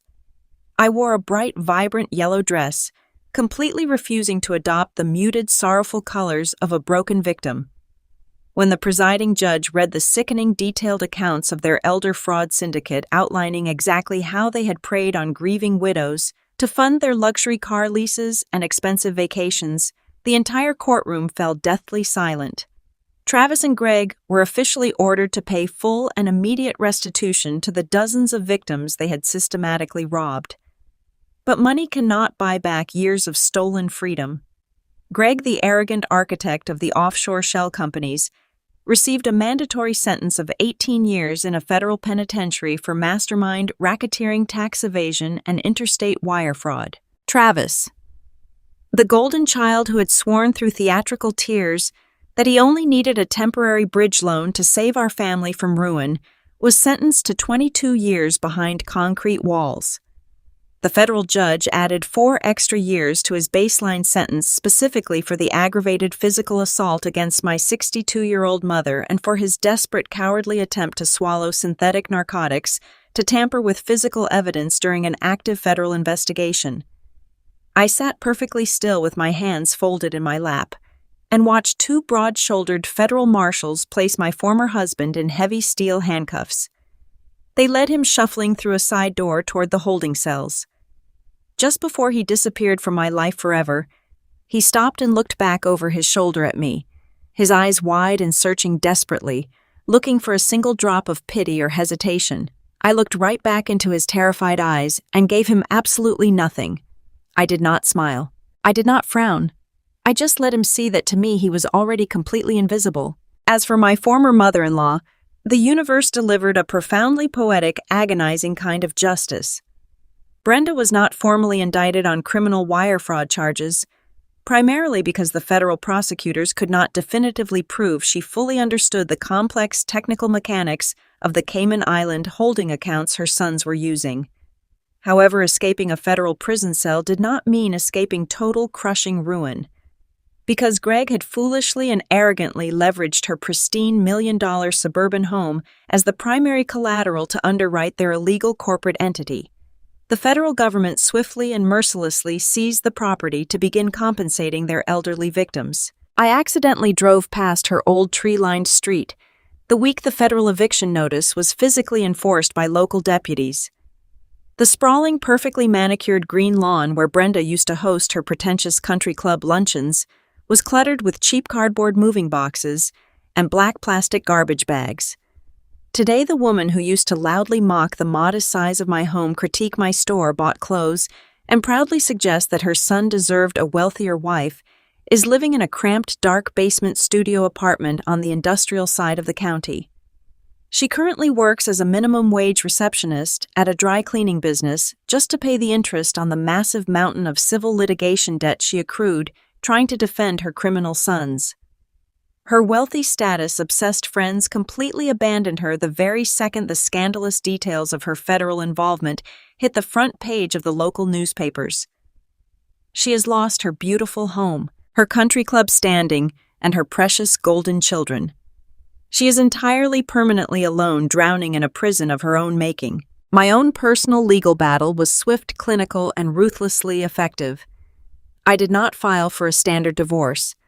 I hired the aggressive civil litigator I had spoken to from the hospital corridor and filed for a complete immediate legal annulment based entirely on premeditated financial fraud and malicious domestic deception. Because I had the exported text messages explicitly proving that Travis entered the marriage as a calculated long-term strategy to continuously embezzle my corporate income and artificially inflate his credit score. The family court judge granted the annulment without a single moment of hesitation. The marriage was legally erased from the state records as if it had never existed at all. I retained 100% of my personal life savings, the hard-earned equity in my home, and my professional retirement accounts. Not a single cent of my blood, sweat, and 8 years of meticulous financial discipline went into their greedy pockets. Even more importantly than the financial victory, my mother Helen made a full, miraculous, and beautiful recovery. The 14 dark stitches along her hairline eventually healed into a faint, thin silver scar that is easily hidden by her soft hair. Her traumatic brain injury resolved without any permanent neurological damage or cognitive delay. The terrifying, haunting image of her lying completely motionless and bleeding heavily on my white kitchen tiles is a memory that still occasionally wakes me up in a cold, shivering sweat in the middle of the night. But when that happens, I simply throw off the covers, walk quietly down the hallway, and listen to her snoring softly and safely in her bedroom. The panic instantly fades away, replaced by a profound, fierce gratitude. We did not stay in this house where the violent assault took place. The memories trapped in that kitchen were too heavy, too stained with betrayal. I sold that property well above the asking price early in the spring and used the capital to buy a beautiful historic duplex on the quiet edge of our town. The new house features a massive wraparound wooden porch, facing a street lined with ancient oak trees. Helen lives comfortably in the spacious ground floor unit, maintaining her absolute independence while remaining safely and securely within my reach. I took the upper unit, designing an expansive, beautiful home office bathed in warm, natural light. My career at the logistics company has absolutely skyrocketed since the day I stopped carrying the dead weight of a deceitful husband.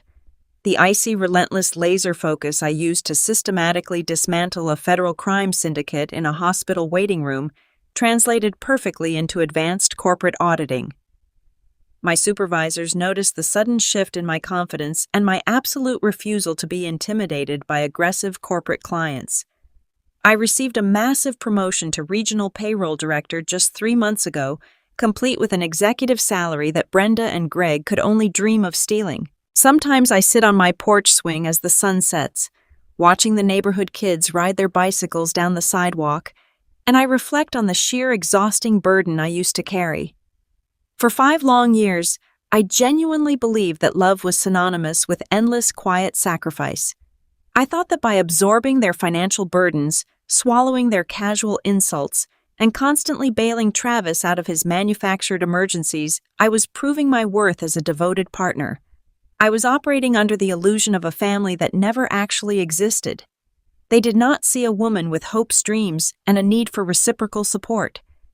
They only saw a reliable resource, an easily manipulated asset to be drained until there was absolutely nothing left. The heaviest weight I ever carried was not the grueling overtime shifts at work, nor the aggressive budgeting required to save $45,000.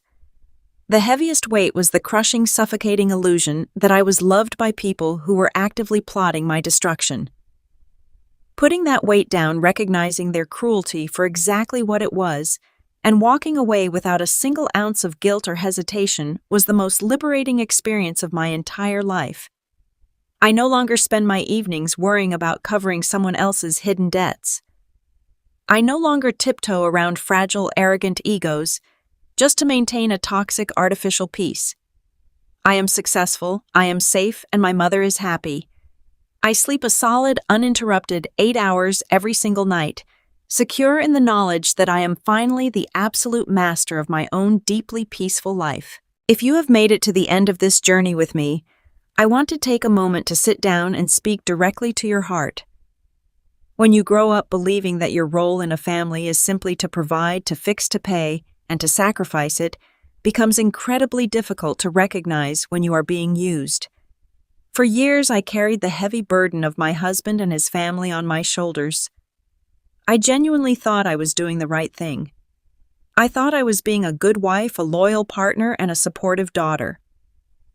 I believed that if I just worked a little harder, budgeted a little better, and gave them just a little more of my hard-earned money, they would finally love me the way I deserved to be loved. But the harsh reality I had to learn on a blood-stained kitchen floor is that predators do not love their prey.